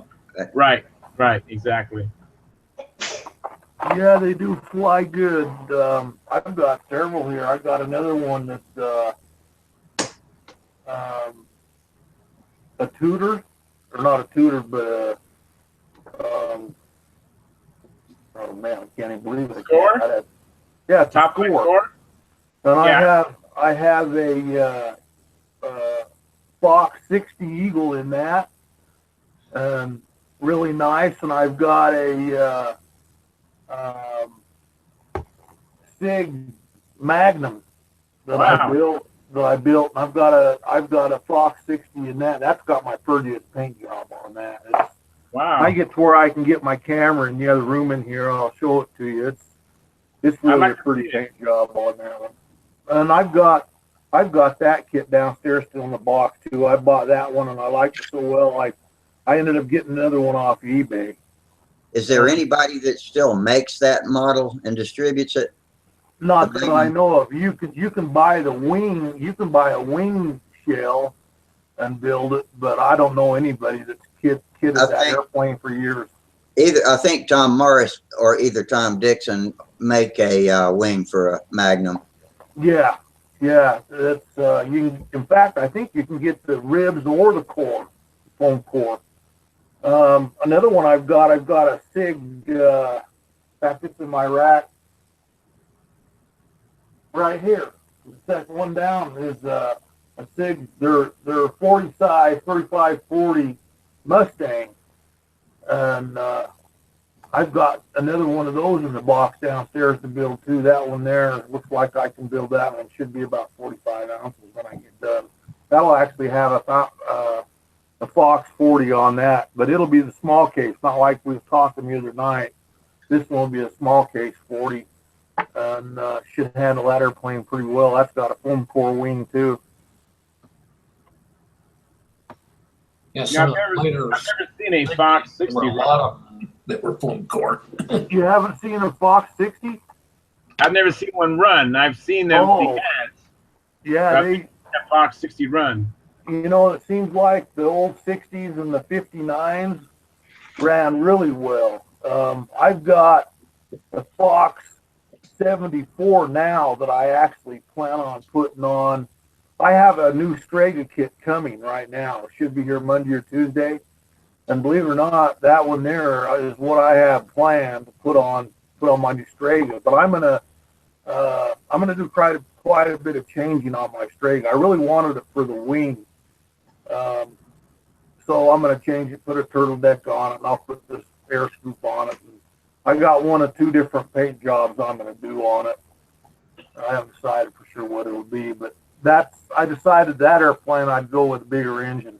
We're flying up here at 4,500 feet above elevation here, and it takes a lot of motor to, some of these airplanes like the Strega here that's heavy. You get up on top and it starts getting slow, and you're starting to lose your tension. And I told my son, I said, it's time to put some 75s in some of these airplanes, these big 60-inch plus wings. Takes a lot of power up here. Yeah. Whereabouts are you located? You know where Pocatello is? Yes. Yeah, I'm in Pokey. Yeah, I've been through there 2 or 3 times. I am about 2,000 or almost 2,000 feet higher than you are. I'm in a coal mining town in southern Colorado. Were you out of Cokeville? Cokedale. Close to Yeah. it? What is it? Cokedale. Cokedale. Coke, C-O-K-E. Oh, Cokedale. Well, Yeah. isn't there another one that's Cokeville? I guess it'd be Cokeville. Not that I know about. Oh, I'd have to look and see, because there's someplace over there a few years ago that nutcase went over there to blow up the school. Oh. That's a long time. I thought that was Cokeville or something like that. No, that was probably Centennial.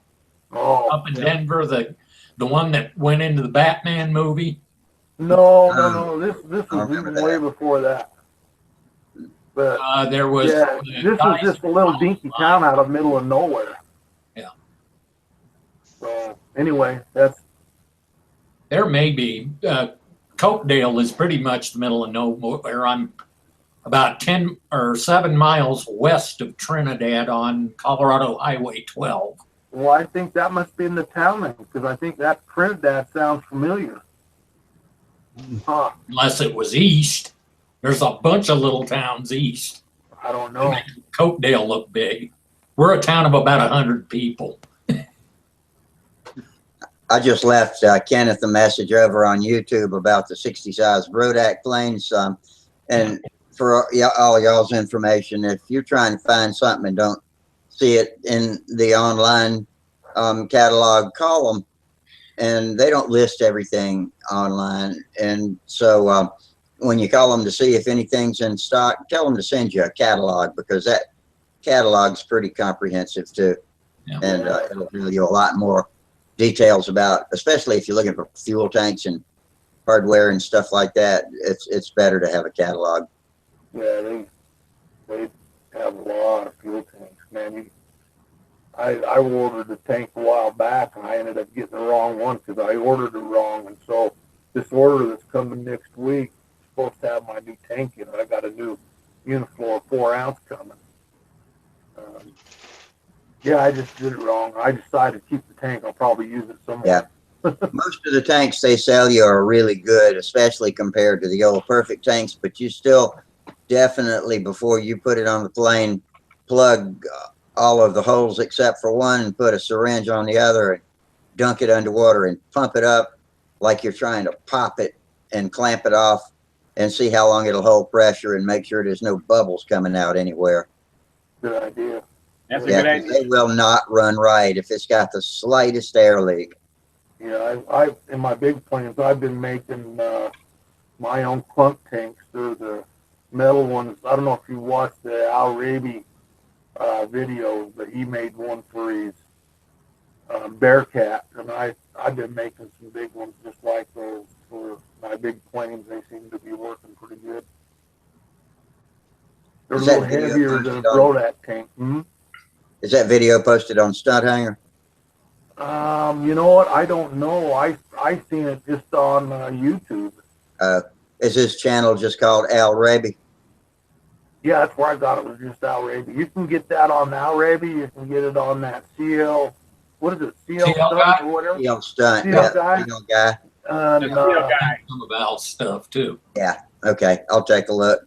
but yeah, it's a pretty good video. It shows he's got a new The BBQ. yeah, the BBQ. Bearcat. What he was, yeah, the Bearcat that he was working on, and I watched it. And it's specifically for making that tank, and he's better at it than I am. But they work pretty darn good, and it's what it amounts to is your Sullivan tank he was talking about a little earlier. It's the exact same thing as what you got, other than it's just square, and it's got a Uniflow with your clunk. It's soldered to your clunker to where it follows goes down. Yeah, it follows your clunk, and that's the way these are set up. They work. Mine's a little heavier than his would be because I'm not very good at it, but it seemed to do the job. Yeah, I had bad luck trying to make a follower for the clunk when I was using the plastic tanks, but they seem to work okay without Uniflow with just standard vents, so I just went with that. Well, like you say, sometimes, well, in fact, not sometimes, the majority of the time, you get a better 2.4 brake out of the engine that doesn't have your Uniflow. Your Uniflow with that pressure wants to have the same flow to your engine through all the RPMs, you know. I prefer to run pressure on all of mine because it makes it more of a closed loop, and flying on grass, especially in the winter, I don't pick up chips of dried grass bits or grass seeds and stuff like that. So, and get them in the tank. That's one of the reasons I run a closed loop with the pressure line. So We don't have that problem in Canada. All the grass is underneath the snow. yeah, you got skis on your planes, don't you, Daryl? Oh yeah, I've done Yes. that. Yeah. Yeah, I've had that. Put it away, I think. I wanted to turn the Yes. So, Daryl, is your snow gone up there now? Hey, Is your snow gone up there now? I was gone a long time ago. Well, you must have had a pretty warm year up there then. No. Well, it is the Gone middle real of quick. June. That's true too. Yeah, I guess so. I don't live that far north. Yeah. Like, you know, at the end of it, Yeah, April you might get some, but you're pretty much done. we had a pretty healthy storm down here in March. Knocked out power for some people up above me up the canyon for 6 days. Man alive. Wow. And it was a heavy, wet snow. Mm-hmm. Sure makes It things is a greener and cuts the fire danger, but oh, That's enough talk about snow. Yeah, we're ready for summer. Thinking about going to Dodge City tomorrow. It doesn't look like it's going to snow there at 98 degrees. Oh my word. So we live down here in the land of the bugs. Look what I bought today. I got me a electronic bug whacker. Oh, But wow. I have one of I those. want Did it come from Harbor Freight? no, I got it at the dollar store, and wow. push the button, and that grid in there lights up. And we've only whopped one bug with it. I didn't believe it was going to work because They it's work. not heavy. It doesn't feel like there's any circuitry inside of here to step the voltage up, but there's a grid all through here that's well protected by a screen, so you can't touch it yourself. My wife walks in the kitchen and sees a bug flying around the chandelier or around the ceiling fan light, and she pushed the button, and I heard her swing it, and it said pop, pop when she hit that bird. I heard it 2 rooms away. What the hell was that? And I said, did it give out a big blue flash? And she said, hell yeah. I said, where's the bug? And she said, it's gone. I gotta find me one of those. We've got It cost $3. Mosquitoes in. It cost $3. Yeah, they work, man. I I wonder how long the batteries last. Wasn't it 2 C-cell batteries in them, or is it D's? It's double A's. Oh, it's double A's in that one? Can't last too long, yeah. Oh, wow. That's different when the one I got. Mine's got the big round Yeah. batteries in it. Well, this was just a $3 instrument, so I couldn't believe it was going to work. I was like, no way, but we got it on. She hit that bug, and it works.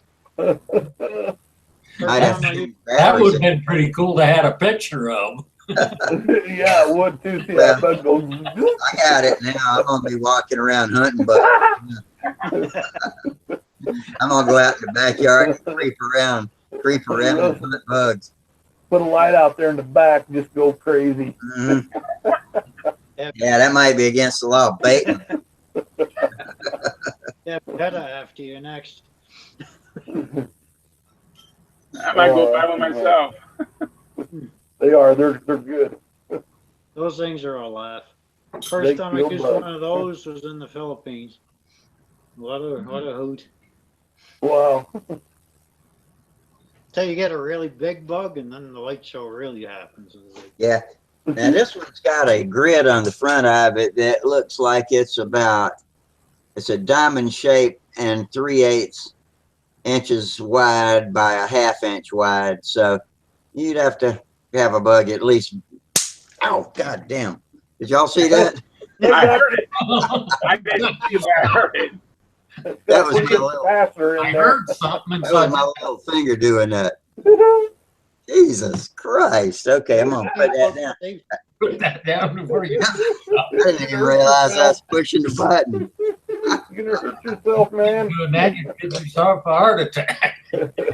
Whatever you do, don't try your tongue on there like you do a 9-volt. Hey, why don't you try that, Rusty? Why don't you put your tongue to it?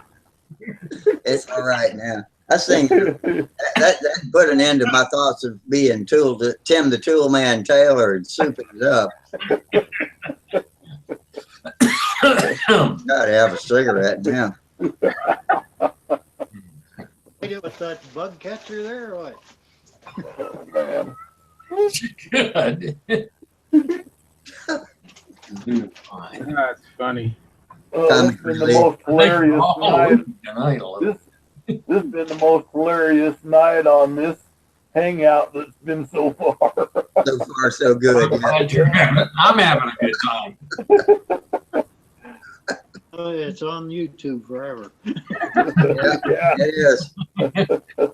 Gosh, they had 6 million views on there last night. In a million years, there could be some aliens excavating our remains and dig up these video recordings. Man, look at the clowns over here on this one. Uploaded on Facebook. I can't wait to go back tomorrow and run back through this video and watch that again. I didn't actually see it, so I was busy experiencing it. This has been fun from the start. I got on early, and then Gerald and his 2 boys that was really interesting. Well, we got to see about 20 seconds of that trying to get through all my technical crap. I have a hard time understanding what they're saying, but after I get used to them for a few minutes, I can. But the kids you got to listen even closer when the kids are talking. But I love them. They're cool. Did you happen to catch the name of that kit? That is a neat looking. No, I don't remember. At first, I thought it looked like a ring rat, but no. Are you talking about the biplane or the little single wing? The little A-size single wing built-up wing. Yeah. I look like that'd be a Good I look. thought that was nice too. That's the one I thought looked like a ring rat, sort of. You know what a ring rat is? Not No. particularly. I don't know who makes them, but it's what Mark Weiss makes to fly all the week at Joe Knoll for the kids that come in that want to fly control line. Yeah. And they make good little trainer planes. Is it a built-up wing like that? Yeah. Stevens Arrows makes the ring rat. There's two sizes, a half A size, and there's a roughly 15 size, and one of these stunt hangers show. Yeah. The Yeah, this Stevens is the Arrows, 10 they're to awesome. 15 size they had. I'll bet the one with that 10 size diesel probably is the better flying one, because it'll swing a bigger prop than that 15. We talked to Gerald about diesel fuel the other night, and he said it's hard to make because ether is the solvent that they are not able to get there. Good grief. But they can get nitro. We can't get ether here in I Canada. wish I could figure out where to get some, because I am so far from any hobby shop. I'm half tempted to get online and see if Thompson's up there in Denver does. Have you got racing shops, motorcycle racing shops or anything? We don't have diddly here or in northern New Mexico. And Thompson's, for me, that's a good hobby shop that's been around since I was a kid. I would think there would be a lot of racing in New Mexico because of the flatlands that you can go out with four-wheelers and motorcycles and stuff. I don't know. I don't think there's anything in Raton. Raton's not a very big town either. Well, that's true. Out there, the towns can be small with a lot of distance between them, unlike where I live. Yeah. Yeah, the first halfway decent sized town for me is Pueblo, and it's I don't know, a couple 100,000 maybe. Now, at one point it was pushing 1 million, but that's back when they still made. No, that's right. I'm mixing you up. You don't live where I was thinking desert. You live in Colorado, for Pete's sake. I'm right above northern New Mexico. Yeah. Raton. We're right by Capulan. Well, New Mexico. So how far are you from the New Mexico flatlands? I mean, it's pretty. They got some pretty flat country out there, don't they? Desert country. I'd say probably at least 100, 150 miles at least. Okay, so that's not too bad. Got awful far. Albuquerque's just slightly further than Denver for me. But you say you're about All right. 3,500. Anything. What'd you say your altitude was? About 3,500 feet, something like that? No, my altitude here in Cokedale is about 6,300 feet. Holy shit. Okay. It's hard to believe you can get horsepower out of anything. Higher than Denver. Denver's has 5,000. It's called 5280, which is a mile. Boulder's probably 53, 54, and I'm 1,000 feet higher than that down here. Wow. It's hard to get a good engine run up there. Yeah, that's maybe I'm not too overpowered for an Excalibur. Well, yeah, maybe not. Yeah, I take back what I said about that. But you probably don't burn as much fuel. Yeah. Hey, I got to take off. I'm conquering out. Okay, Daryl. Yep. Well, thanks. I'm glad to see you, man. I've been wondering if you were okay. Oh, yeah. I'm a hard cat to kill. Yeah, good. I know that. Okay, man. Daryl. Good to see you, buddy. It's good to see you. Take care. Guys. Take care now. Good night. Good night. What are you doing, Rufus? I have a lab with me demanding attention. Mike, have you checked on eBay for fuel? Because I see on eBay they sell nitro and nitromethane. And I have been looking just the last few days, and I have not been able to see any nitromethane at all on eBay, or Amazon or anything else. I'm wondering regulation on it. Buy quarts of fuel from SIG. Get 4 quarts at a time, and you don't have to pay hazmat fee. Yeah, I'm happy. Yeah, it's not expensive. Yeah, I may try to do that. That may be my best option. I've got some park caster fuel that I got at the hobby shop down there in Albuquerque that's for control line. But with my old engines, that Flight Streak is, for instance, that engine is an OS Max 29.3. So it needs lots of caster. Just like a Fox. Yeah. And it doesn't need that. I guess it needs 10% nitro or so. Yeah. And Brodax sells fuel too. Yeah. You probably need 15% minimum up there. And that I guess maybe you're right. Or even one that worries me when I finally do you could probably fly Spitfire done running campaign fuel. The one that worries me about how it's going to fly up here is that Spitfire I've been working on forever and a day, running the Mirco 35 in that may be pushing it, especially if I can't keep it light. Yeah, I don't expect a lot out of that Mirco, I don't think. Those Mircos made a heck of a lot more power than the Fox. Yeah, well, what does? A lot more power than the Fox. So does an FP25. Yeah, that's true. You know, but I saw a Mirco 35 fly one time. The first time I saw a Mirco 35, it was on a submitter, and this guy, I didn't know who he was, and so he asked me if I'd help him. He saw me flying, and so I helped him, and he started the motor, and it was running a really rich 4.2 brake, and I was thinking to myself, you really need to speed that motor up, but I didn't say anything. I just met the guy. So I held the plane, and I'm still thinking this is going too slow. And I released the plane, and the guy did the most incredible 4.2 brake, and he did the whole stunt pattern. I was totally amazed. And then I went and bought a Mirco 40. I couldn't find a Mirco 35, and but the Mirco 40 wasn't very impressive to me. But that Mirco 35 was a very impressive motor that I saw. Yeah, that's what I've heard. That Spitfire design I got the plans for was designed by a Aussie, and they have I assume they got a lot of Mircos down there and not too many Foxes because they use a lot. Yeah. I have a friend, all he does is, not all, but he uses a lot of Mirco 61s.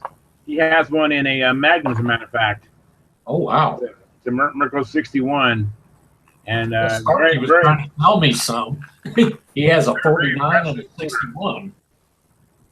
Yeah, there's two Mirco 61s, the light case and a heavy case. And he has the light case. I have a couple heavy case Mirco 61s, but I'm trying to find a light case. Yeah, I think, I can't remember who, maybe it was Eric Rule I was talking to, or somebody. Basically, Super Tiger copied the Mirco's light case 61 to be the V60. Yeah, that's what I've heard too. Almost directly copied. Yeah. Is that 61 the same case as the 51? Or is it a bigger case? I don't. Are you talking about the Mirco? Yeah. Or the Super Tiger. Super Tiger 61 and 51. Oh. I wonder if they're the same case, just a punched out cylinder to make it a 61. Or a 60. If I remember correctly, the Mirco 59 has a longer stroke. Yeah. Than the 60. Well, them long strokes work good on them 2.4 brakes, that's for sure. They do. I've heard on Stunt Hanger that the 59 is one of the biggest, best kept secrets. Tiger 59 is a really good motor. Yeah, I think they made a 51 Super Tiger and a 56. I didn't know about a 50. Yeah, I'm familiar with the 56. I have a couple of the G51s. Yeah. And I have one V51, which I've never ran the V51. It doesn't have muffler lug, so I kind of reluctant to use it. Yeah, that's like that flight streak I was showing them. It's got the old strap-on OS muffler. Right.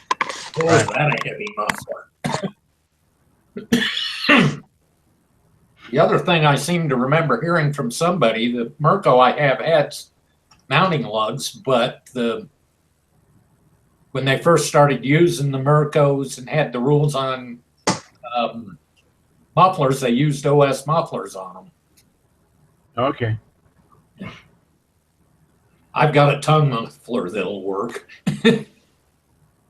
People always warn me to take the inserts out of OS mufflers, but I swear I've never seen one with an insert in it. So I guess they've got used ones anyway. So I guess everybody just takes them out. I don't know if this one has an insert in it or not. Well, they're real power reducers, I think, and heat builders too. Okay. I know on the 25, Red Buck says leave it alone. Don't even touch it. Yeah. I bet if you asked him, he didn't mean leave the restrictor in though. Okay. What I've All done about is they have a rear plate that goes in the back of them there that usually has 4 or 5 holes. I drill those bigger. And then the outlet on the cone, the forcing cone there coming out of the muffler, I even drill them out to where it's thin, it's so thin that I'm worried about the little knob coming off there, because I usually put a deflector on those that, you know, it's going to break off. So I even open them up. I was thinking for a deflector on my stock muffler, I was just going to mold it or bend a piece of aluminum with arms that would wrap around the stinger, and then just a flap like a trim tab to bend out away and down. I wonder if that would work, because that doesn't seem like it would offer any kind of back pressure at all. I don't know why that wouldn't work. I don't know why it wouldn't work either. I'm gonna try that. I like working with metal like that anyway, so. You know, it doesn't hurt to try. You know, you might come up with some ingenious plan there that could make you millions. If you want to go to the trouble it takes to make $1 million, I'll defer the patent to you after I get it. Oh, man. Don't hold me to that. That'd be one expensive deflector, Wally. You'd have to sell it. See Rusty now, he's in the millionaire book on a deflector. Oh my. Yeah, and that's aluminum. There you go. Yeah, those K&S would be so happy. Guys won't. Yeah. Ugh. It's good to see all of you. I need to get to work on this being a student again, so I need to get to work on homework. Already breaking up. You guys go. Well, good luck, man. All right, Mike. Take it easy, Mike. All right, the diehards, me and Charles. That's right. Oh, man. Yeah. We're always the late comers, aren't we? Yeah. Hey, I'll tell you what though, that is fun being able to connect with somebody that's out of the country. That's pretty neat.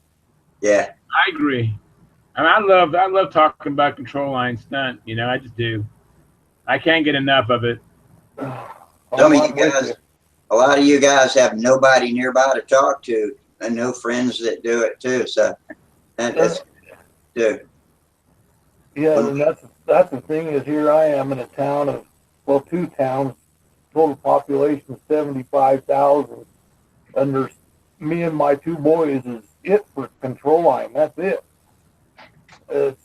You know, you try to get some of these other kids around, and even my grandson, you know, they have no interest in this stuff. It blows me away. They just don't have any interest. I mean, how does it not look like fun just seeing somebody doing it? Why don't you want to just go out there and do that too?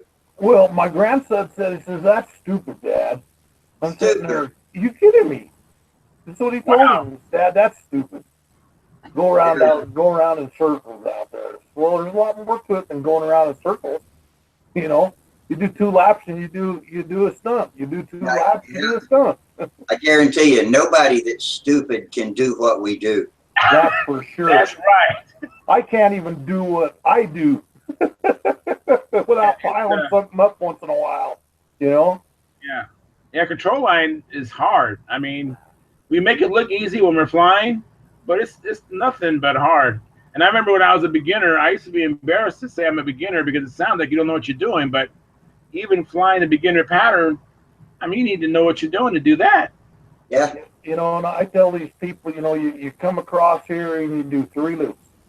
Now, try to do 3 loops, 1, 2, and 3, pure images of each other, up and down, all the way around.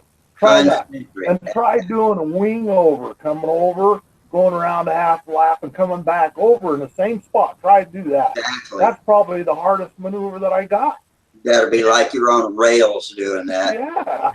Yes, it's very hard. You know, they don't have any idea until they get on a handle. You know, they just don't want to try it. Yeah. And here I am, and I'm all screwed up. And like today, I was at my son's shop and tripped and fell down and about broke my arm. And just like, well, that's what happens when you can't feel your feet. You know, you're trying to stay up. It's a challenge. Yeah, yeah. Yeah. Yeah, like I always say, we're old man athletes. Charles, he's still young. Yeah, I'll be 60 in December. Oh, no shit, really? Well, I'm ahead of you. You're almost old. You only got 6 months to go. You only got 7 months to go, Charles. You're gonna be old. Old is 70, Rusty, not 60. Hey, I'm 61, and believe me, I'm old. Hey, I got to tell you, my grandson sees all my kits in my basement. He told me the other day, well, actually, it was a couple of years ago, he says, Grandpa, you'll have to live until you're 150 to complete all the kits you have down here in your basement. That's so unfortunate. I tell everybody I got to live until I'm 150. I think guys like us ought to get a pass, get a break on getting old and dying. But no kidding. At least until we're 100. Yeah. But I think let us get out there and do the control stunts. You know, let us go out there and do stunts when we're 90. You know? Yeah. Wouldn't that be sweet? That would be. You know, my hero is like John DeTavio. Oh, yeah. Wendy's video, that old dude. Yeah, he's right. 83 at the Nats competing. I mean, that's kind of what I want to be able to do is at 83 to be competing at the Nats. I mean, I think that is awesome. That is awesome. 83. Now, I actually have a couple guys I fly with. One is 83 and one is 85, and they fly, and they do pretty well. The guy's 83. He does the full stunt pattern, and he flies really well. That's sweet. The guy's 85. He flies well. He doesn't do the stunt pattern, but he is so amazing because when he flies, he puts like a sheet of paper between his wheels and the grass sometimes, you know? I mean, he gets so close doing loops and maneuvers, I swear you can slide a piece of paper underneath there. Watt Moore, one of our local legendary members of our club, has a friend named Curtis Comer who won profile at Huntersville 17 times in a row, and he is the king around here. He's the king of the low pull out. And he comes, I mean, he spins the wheels coming out of the hourglass sometimes. Wow. But he never crashes. Wow, that's how this guy is. His name is Fred. He does some really low pullouts, and it just amazes me. And he also does some of the maneuvers upwind, you know, and he has a plane he was flying, and it's just going so slow, and you're thinking it's going too slow to be doing this vertical 8, and he's doing the vertical 8 upwind, you know. And I'm always teasing him that he has bigger nads than me, you know. I've never do any of the stuff that he does. I don't see how you can do it. Hey, I should be coming over there in the morning. Okay. All right. Okay, about 30 minutes. Okay, we'll see you. Bye. Bye.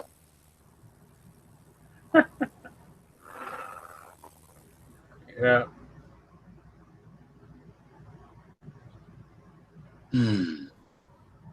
Where'd Wally go? I don't know. He was talking on the phone a second ago, and then his picture disappeared. Wally, can you hear me? Oh, there went his microphone. Maybe he's on the phone again, maybe. Yeah, maybe so. Yeah, because I asked him to mute the mic when he got on the phone. So. Yeah, which is good. It's good to see you, man. Yeah, this is pretty good. I'm having a good time doing this. Good, good, good. I'm glad you had a good crowd tonight. Yeah, me too. Wednesday nights are such a bummer with only 2 people, you know, and it's hard to keep things flowing. Yeah, I've been doing a lot of work on my car. I like to work on my car at night because it's cooler. Yeah. Like today, it was, I was driving around here in Escondido, and it was like 98 degrees. And so I wait till the evening to work on my car. And so that's what I've been doing quite a bit lately. I still got plenty of work to do, but I just been working on my car. That's why What kind of car you got? It's a 2000 Chevy Blazer. What all are you doing to it? Well, I had a issue with a fuel injector. Yeah. And I wanted to make sure that it was absolutely sure that it was the fuel injector before I pulled off the not plumbing, but the plenum to get to what's called the spider injectors. Yeah. And so doing a lot of diagnostics to make sure that's what it was. And eventually that's what I had to do is pull off the plenum, which is on top of the intake manifold. Right. I've pulled them apart before. Remove the spider injector. And I've actually found a single injector off of eBay. Was able to replace it, put it back together, got the car running, and I can here to attest that a 6-cylinder runs a lot smoother than a 5-cylinder does. Yeah, funny how that works. Yeah, Boy, so I actually parked for about 10 minutes today in a parking lot next to a diesel ambulance that had 1 cylinder out, and it reminded me of what trucks used to smell like 30 or 40 years ago, you know, and good Lord, it was loud and smoky. That was nasty. That sounds nasty. Yeah. So I had to get my vehicle to pass smog, and after I made those repairs, it passed smog, so I got my current tags. And then there's a bunch of stuff I need to do because it's a 17-year-old car, so it just needs some work. And I do it mostly out of necessity. I don't really enjoy it anymore, but when I was younger, I used to enjoy working on cars. Do you have to stand on a step stool to get the plenum off and work on the top of the engine? Yeah, I do. Exactly, I did. Yeah. Was you watching me or what? No, I used to work for U-Haul and change the plugs on their engines and stuff. And I could get down inside the hood on some of those trucks and get the spark plugs out and do all that. Sit on the fender with my legs dangling over the inside, you know, and get around to everything. Yeah, the spark plugs on my Blazer, you got to pull off the tires to pull off the wheels and tires to get to the spark plugs. So it's there's a little splash guard there behind the wheel well, and then once you pull that splash guard up, then you get a straight shot. But there's no other way to get those spark plugs out. Yeah. Now that's kind of a pain in the ass getting that wheel well out of there. There's splash bands and stuff, all that stuff. Yeah, pain. So I've been doing that, and for a while I was punishing myself. I wasn't going to work on any airplanes until I finished getting my car together, you know, because my natural self would rather work on something which is pleasurable, like an airplane, as opposed to working on my car. So now I'm getting my car squared away. I can start working on cars pleasurable, but not anymore. I can't do that kind of work anymore, but I enjoyed it when I did it. It's because I never had to take my car to the shop. I did all my timing belt changes and all that too in the carport. And it took me a couple of days because I didn't have the perfect tools, although every time I did something, I'd go get the right tool or the closest to it I could find and make sure, and gradually built up to where I had a pretty good tool set. But still, I always did good work. So, you know, that's what I liked about it. And I'd find stuff that shops had done before, like put the, speaking of plenums, we had to change the lower intake manifold gaskets on my son's Pontiac. And so we had to take the plenum and the intake off. And it had been in the shop before for having a head gasket replaced. And they had had trouble. Let's see, they had trouble pinching one of the injector wires when they were bolting the top plenum to the manifold, and you could tell where the insulation had been flattened. So their fix was to take it off and add an extra gasket and then bolt it back down. And it was still pushing on that wire. And so that was a shop that I had trusted all my life and thought they did great work. You just never know. Never know. We had to Healy coil every damn bolt hole in that head, putting that engine back together too. And the last hole, I bored. We traded back and forth, him boring them and me boring them, and I bored the last one crooked. Just a little bit crooked. Oh no. We ended up getting enough threads in it to get a bolt in it, but then we had to do a bunch of grinding and filing on the intake manifold, the boss that the hole goes through, to be able to get the bolt to go through at the right angle. And man, what a pain in the ass. The last damn bolt, and that's me. That's the kind of thing I'll screw up, you know. I see Wally's back. Are you back with us, Wally? Yeah. I'm here. All right. Yeah, I got these technical difficulties going on all night long. I'll figure it out.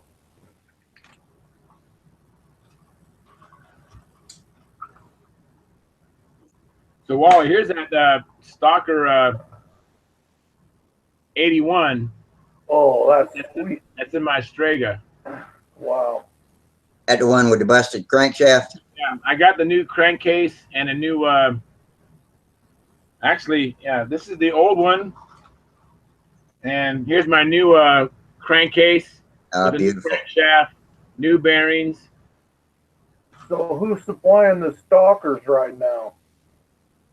Tom Dixon. Tom's still doing it? Yeah. Yeah. So when I get a chance, I'm going to fix my Strega. I miss it. Right now I was flying the Nobler today, and that plane's flying pretty good, but I just having problems with my engine.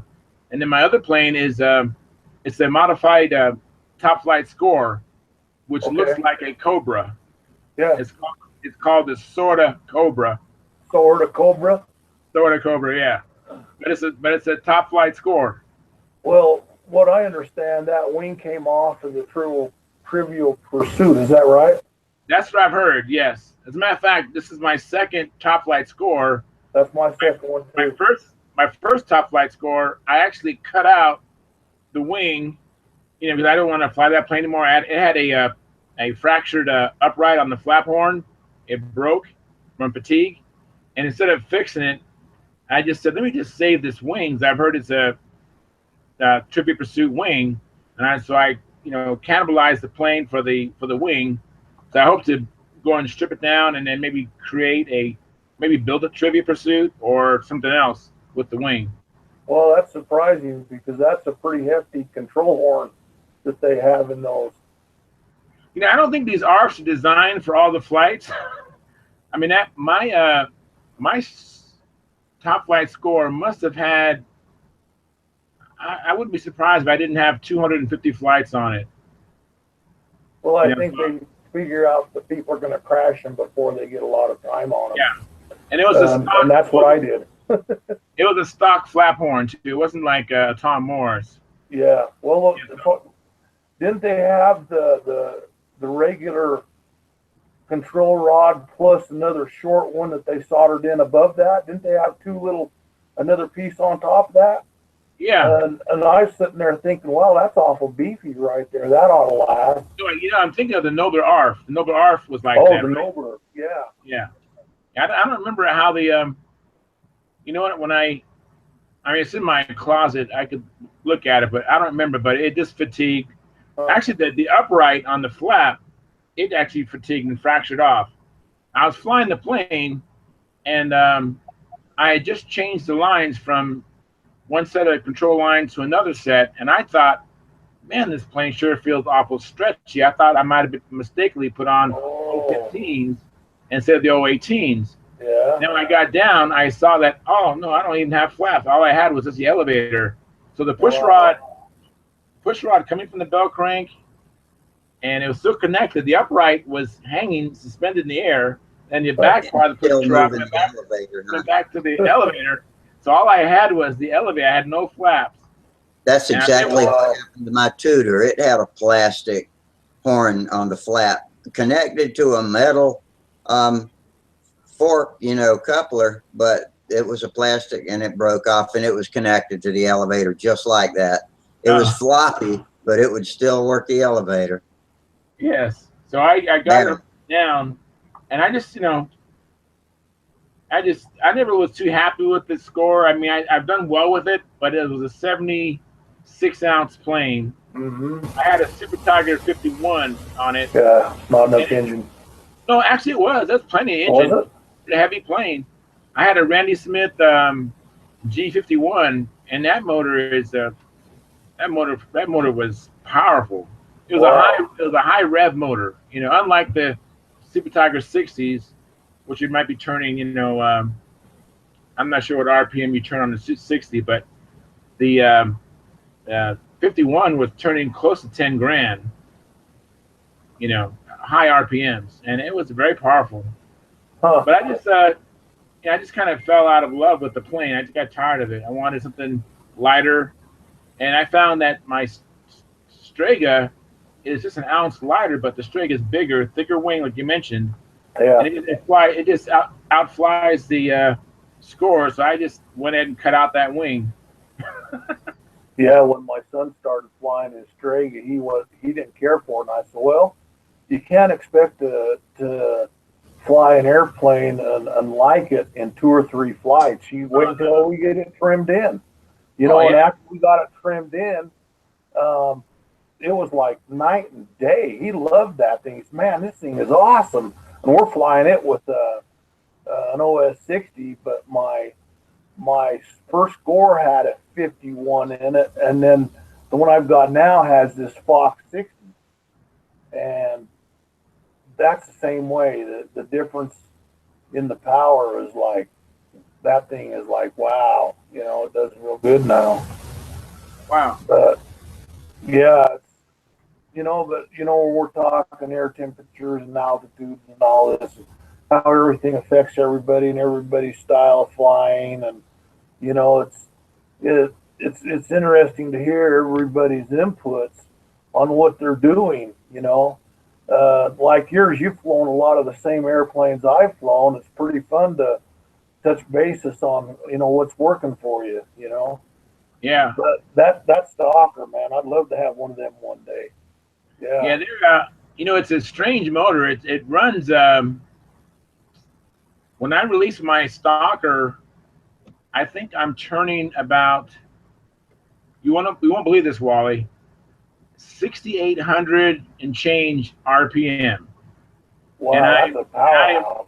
And I am turning a 3-blade 13-inch prop.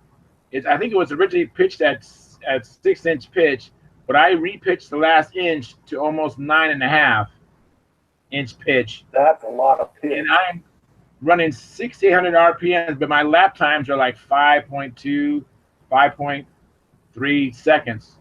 Wow. And the motor's just like, lopping along. But I'm like, man. I put the plane anywhere with authority. That's what the control line pilot wants, is a slow lap time with an airplane that has lots of power You Yeah. know, the slower you go, the more control you're going to have, as long as you have that power to get you through the top.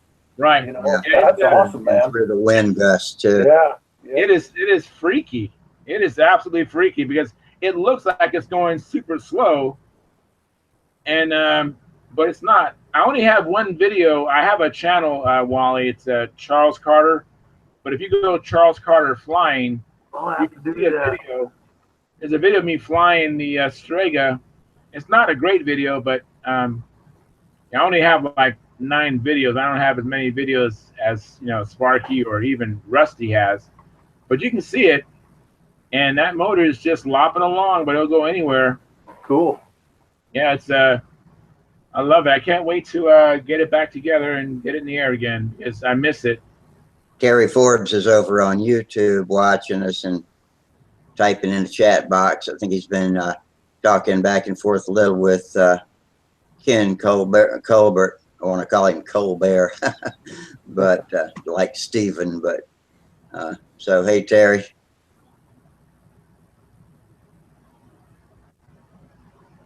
How come they don't come and join us? Computer for his shop, so maybe we'll be able to get him from his shop soon. Well, All right. you know, some of these guys might have been like my situation. I've been watching these for a while, but I didn't have me a camera and I didn't have, any of this stuff to communicate. Now I do, and hopefully I can get through these technical problems to where I can come in with Rusty and you guys, not have any issues. And, Yeah. like tonight I'm talking on the phone and Rusty going, "What time we leaving?" It's like, oh crap, I better plug my got to get the hang of the group. You got to get the hang of the group protocol. And we're making that up as we go along. Yeah, so anyway, that could be some of what some of the guys are dealing with, is getting set up, to where they can get in here and do it, because it's nice to talk to control line people, because I talked to my son about it, and other than that, nobody around here flies. And I talked to some guys that radio control, and they don't have a clue what we're doing. They don't know what the hell you're talking Yeah, about. and they go, all you guys do is go around in circles. No, actually, there's a lot more to it than going around in circles. I know. Absolutely. Yeah, I have a cousin who does RC, and we have these flame out arguments about which is better, which has more what's the word? I don't know, higher skill set, And I tell them, I'll tell you what I want you to do is fly your RC plane at around 85 to 95% power and turn around a circle and then stop and then do 2 square eights and keep your intersections the same intersection, your bottom's 4 feet. Yeah. Then you can talk to me about, a skill set. Yeah. I'm doing this while I'm turning around. And I've flown radio control too. I've done them both. And like I was telling Rusty the other night, I prefer control line because I have a solid connection between me and the airplane. And something about that feel I grew up with when I was a kid. I've been flying since I was a kid. And that still hangs with me today. And I have a radio control simulator. I can fly at any time, but I just soon go out and fly anytime. And if I'm not flying, I want to be building, because I love to build too. You know? And of course, you have that with radio control, but radio control is just not the same. They just fly a bunch of beer coolers these days. Very good, Rusty. And Wally, with you having such nice finishes on your plane, you actually get to enjoy it, because it's only like 60, 65 feet away from you. You can actually see it. Yeah. Where if you have an RC plane, you hardly really get a chance to see your work of art because it's so high up in the air, Well, and then the thing is the majority of people that are doing the radio control, they're finishing them with all of these new coverings, and we're still doing dope that we were doing 50, 80 years ago, and now for us, it's the craftsmanship and the finish. And you just don't get that with monocoats or, coverites or whatever. you know, there are some pretty airplanes out there. Don't get me wrong. There's some beautiful airplanes. But for me, I like the painted finish. I'm just a paint person. Well, I hate to break it to you, but I do paint my fuselage and empennage, but I still monocoat the wings. Yeah, my son has a, what's your airplane you're working on? Rusty? The Twister is the one I've been Twister. Wing for, He built his. In fact, it's in the rack right here. It's got the red wings, and he painted the body yellow and the elevators, and he did an awesome job covering the wing. I mean, it's first rate. And he added a 1/4 inch to the flaps, and you ought to see that airplane fly. Really? That thing flat gets it on, and that kid can fly it. It's fun to watch. Did he add a 1/4 inch to both flaps? Yeah, you add a 1/4 inch, and then because one's bigger anyway. And then you shave it down, you know, to get your aerodynamic there coming off of it. Yeah. And what that did, I think, is that, you know, and he glued that all on there with the super glues, and I think what it did is it stiffened it up to where it helped to keep from warping, because you're getting a pretty good sized flap doing that. Yeah.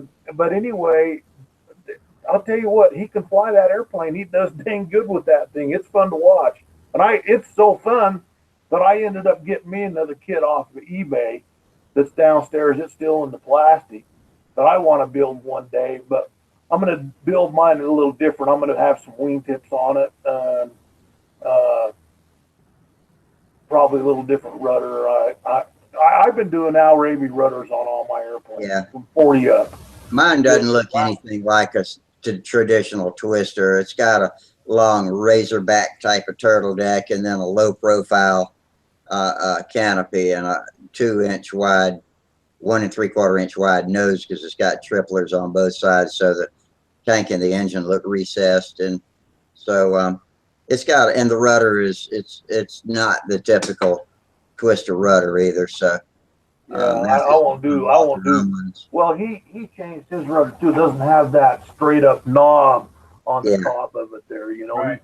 He followed his up and cut it off. And but I'll tell you what, if you like flying yours like he flies his, it's like you can't wait until you go out and fly it. Yeah, mine's a great flying plane. It was like getting an increase in my skill level when I started flying it. I was suddenly able to do things I couldn't do before. Yeah.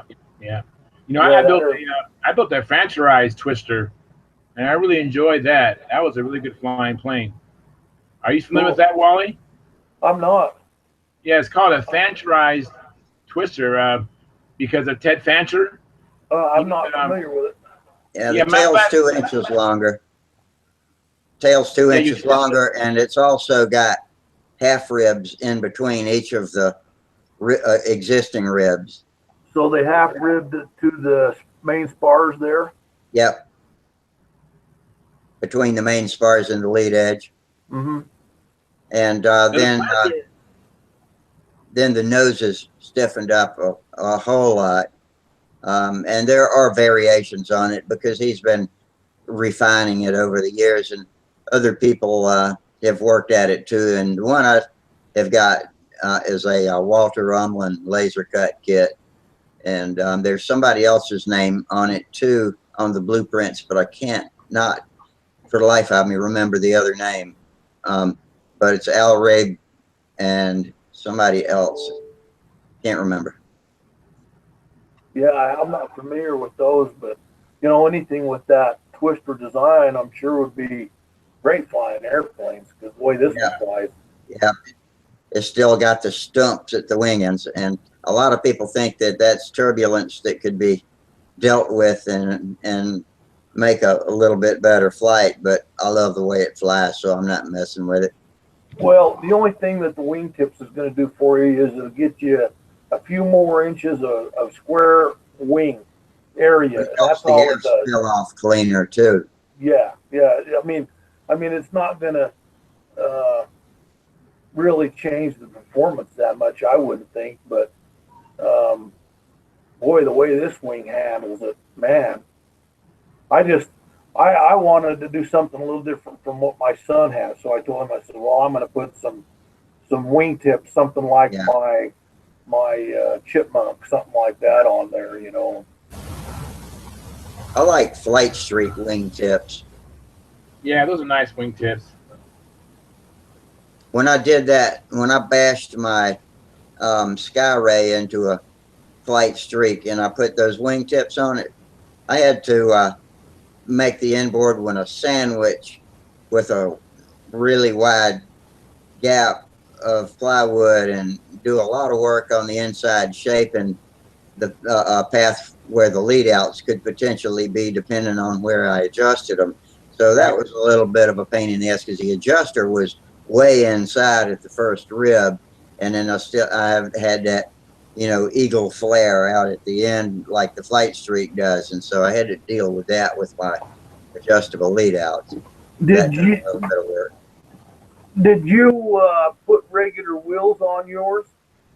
You know, a double wheel setup or the single one off the body? I put the bent aluminum dual wheels on. Yeah. Okay. Yeah, I've got one of them kits. I've been wondering, you know, if I want to change that and do it. If you want to fly stunt, deal like that. Best way to do it is just, yeah. That, in my opinion, it is. Yeah. Well, you know, I was thinking about setting that airplane up, so hopefully it could fly smooth enough and easy enough for somebody to come out and wanted to, you know, hey, I'd like to try that. You know, well, come out here with the circle with me, and I'll show you how to do it, and we'll go through a few laps. You know, something like that. If it's a steady enough flying airplane, do that. Sorry, guys. Yeah, that's a good idea because the Skyray has those 1/8-inch thick plywood ribs, right? Yep. Yes, that's a good plane for a spinner. I didn't use whatever the Skyray had in the box. I cut all balsa ribs for it. Okay. Yeah. Matter of fact, I have a Skyray at home. I mean, in my garage. I was hoping to use it for my kids, but it has no landing gear right now. So just listen to you guys talk made me think I might want to order some Duralog, whatever it's called, landing gear from Eric Rule. Yeah. He has Duraloom. What's it say? How you say it again? Duraloom, or just Dural. Dural, yes. Dural landing gear, because when I bought aluminum landing gear, you know, out of the hobby stores, aluminum, you know, it just bends too much. But the Dural, it's tempered, and so it, you know, you can land and it doesn't flatten out on you. Yeah. Oh, another thing I did on that plane, that Skyray, is not only did I cut balsa ribs for it, but where it would normally have a half rib in between each one, I put full ribs at each station. So it had twice as many full ribs as a regular Skyray too. Very good. That's very, very good. Yeah. The only mistake I made is using aircraft grade or contest grade balsa, and it was too fragile. I hit the ground and that wing just exploded. Oh. Hey, Rusty, did you see Bob Brookins' clinic from Brodak today? Not yet. I saw that Sparky had posted it on his channel, but I haven't watched it. Oh, it's very good. I watched it. I really enjoyed it. Because I don't paint very much, and I have, you know, designs in my heart to paint, and so I found it very informative. And particularly, you know, I didn't know until I watched it that you shouldn't use that what's that primer that Sparky always promotes? DC 540. DC 540. Napa, yeah. He made it very clear you don't spread that on the open bays. I didn't realize that. So I learned that today, and I'm thinking, oh, I'm so glad I listened. Yeah, because, actually, Sparky addressed that the other night, too, because one of our guys was asking him about it. And, yeah, just spray it on the parts of the silk span that have solid wood underneath them, and that's all. So what does that do in open bay? Well, according to Sparky, you don't need filler for open bays because it's just silk span where It finishes fine, just without primer. Right. You need the primer mostly for the wood to get rid of the grain. So use that product on your wood, basically. Yeah, and then sand it all back off except for what's obviously filling low spots. Yeah, it's a good video, Wally. It's on Stunt Hanger. It's from Brodak. They have these clinics, and Yeah. Bob Brookins, he actually is a professional painter. He restores vehicles, and he just had like a clinic, and it's like a 48-minute presentation, and I highly recommend it. I mean, I'll have to watch that. you might already know all this anyways, but you might learn something too. Well, that's why we do this, is so we can learn. That's definitely be worth watching. Yeah, it's very good. Very good. I'll have to definitely do that.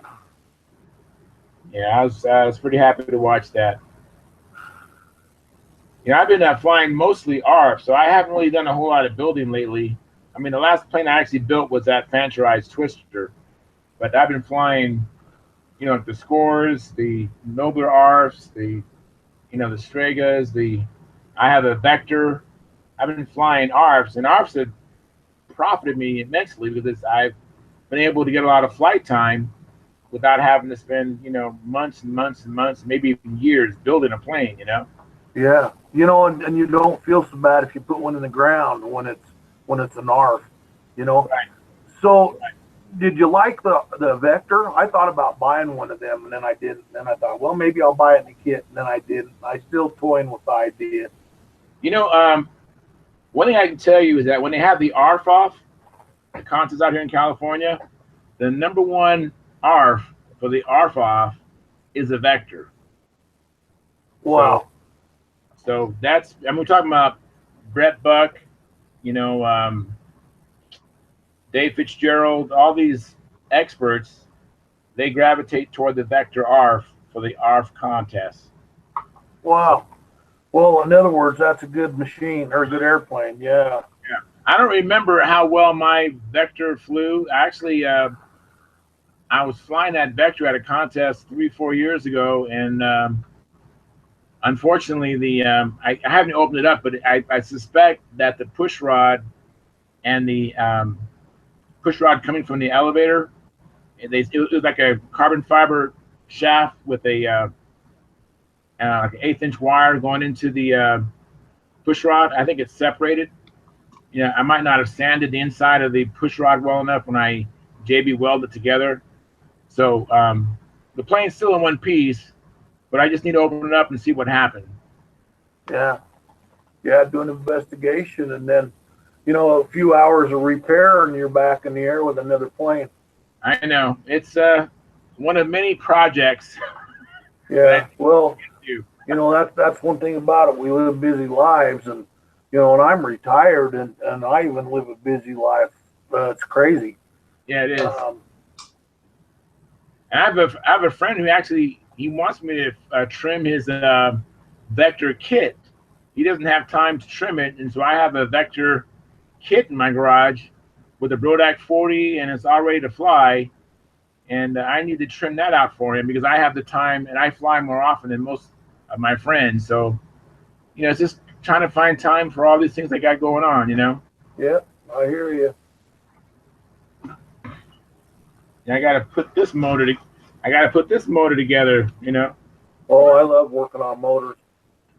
I've got some engines here that I put ceramic bearings in them. Wow. Y'all click on my window. Can you see the twister? Hey, I did. That looks good. Yeah, it does. Oh, that looks really good, Sparky. I mean, Rusty. Yeah, if you're looking at my planes and calling me Sparky, they must look pretty good, huh? Yeah, there you go. That's right. Take that as a compliment. Yeah. Very good. See the Tasmanian devil on the front of it? Yeah, I see that. Very, very cool. And I got two different pictures of twisters on the different on sides of the rudder too, two Yeah, different ones. see And I that got a on little the rudder. hurricane on the other side of it. Now, where did you get your Tasmanian? Off Google, and then I put it in my painting program and just changed the colors, gave him red eyes and red teeth and stuff like that. That's cool. That's very cool. Yeah. Let me see if I can find the picture of the other side of it. One thing about it, you can't say that we aren't creative. Yeah, we're modelers, man. We can make something out of anything. That's true. That is so true. I'm actually not so much creative. I'm actually a good copier. I just copy. We do a lot of that. I'm not ashamed of that either. Yeah. Let's see. I'm looking for the rest of my picture. Oh, interesting videos and pics. There it is. Okay. And where's the other side of it? Oh, I don't know. It doesn't matter. Anyway, here I got another picture to show you though. I'll show you my Yak 9 with the new headers on it that Howard Rush made for me. Let's see. I'll be there in just a second. Go back to this. Click screen. Come on. Click screen share. Application window. Boom. Hey, I'm getting the hang of this stuff pretty good. How about that? That's got a Fox 35 on it. Very nice. I have one of them, but you know what I did with it? I camouflaged it, and that airplane has been through hell and back, and we keep flying it. Does it disappear when you fly it against the tree line? Oh, it does. And when it gets dark, it's hard to see, but you know, on your landing gear there, you wouldn't believe how many times we've bent them gears back. No kidding. Out of the grass. Look at the hinges on my elevator. Oh, you put regular hinges in it. We used the cloth ones that came in the kit. No, I just sewed. Those are on the elevator, not the flap. Oh, on the elevator. Oh, I see. Yeah, you did sew them. Yeah. Very cool. Oh, right on. I love stitched hinges, especially on old planes. That is very cool. That is very cool. And And, what model is that? Say what? What engine is that? Fox 35 Stunt, 1958. That's a good year. Look at the words. Look at the Cyrillic words under the exhaust headers. I had to put some Russian stuff on it, and so of course it says Yak 9 on the bottom, but everybody in my club calls me Rusty Nail. So instead of Knowlton, it's an old joke that I'll tell you the story sometime. But under the headers it says Rust the Nailer. Very cool. In Russian. You got a brass tank on that? No, it's a tin tank. It looks Just brass. a tin tank. Remember the old brass ones they used to build? Yeah. Well, that's a real sweet airplane. That is very nice looking. So, Rusty, how'd you bring up your picture so we all could see? How'd you do that? Mouse over to the very left, and the green box with the arrow on it that pops out says screen share. Okay. Click on screen share, but before you do that, open your picture up and make it however big you want it. And then when you open screen share, it'll give you an option to share just this Google Chat screen or an application screen. There's a tab at the top. Click application screen. You'll see the picture of your plane and a bunch of other pictures too. And just click on that, and all of a sudden, boom, everybody's looking at. And just tell everybody else to click on your little avatar at the bottom right of our chat window. That way, it'll lock in. Very good. I learned something. All right. Yeah, Cool. I'll have to try that too. Well, you know, you can click on any one of us, and it'll lock us in full size on your screen, and it won't go away while you're looking at somebody's plane or something. Did you know about that? I did, and Okay. I have done that. But mostly tonight, I've been looking at you. Is that because I've been making the most noise? You've been making me laugh all night long. Oh, good. I'm a comedian. Yeah. You are funny. I'm tell you what, boys, it's getting kind of late. All right, man. 12:35. Yeah, we better call it. Well, it's been fun. I'm glad I getting early in the joined. morning to head out of town to go buy more airplanes tomorrow. All right. I always hope one of you guys will dive out and start the party crashing instead of me having to do it. But I'm gonna be the guy tonight. So yeah. No problem, man. Well, I appreciate you, man. Thanks for doing this. Sure thing, See you man. guys later, man. See all y'all on Monday. Yep.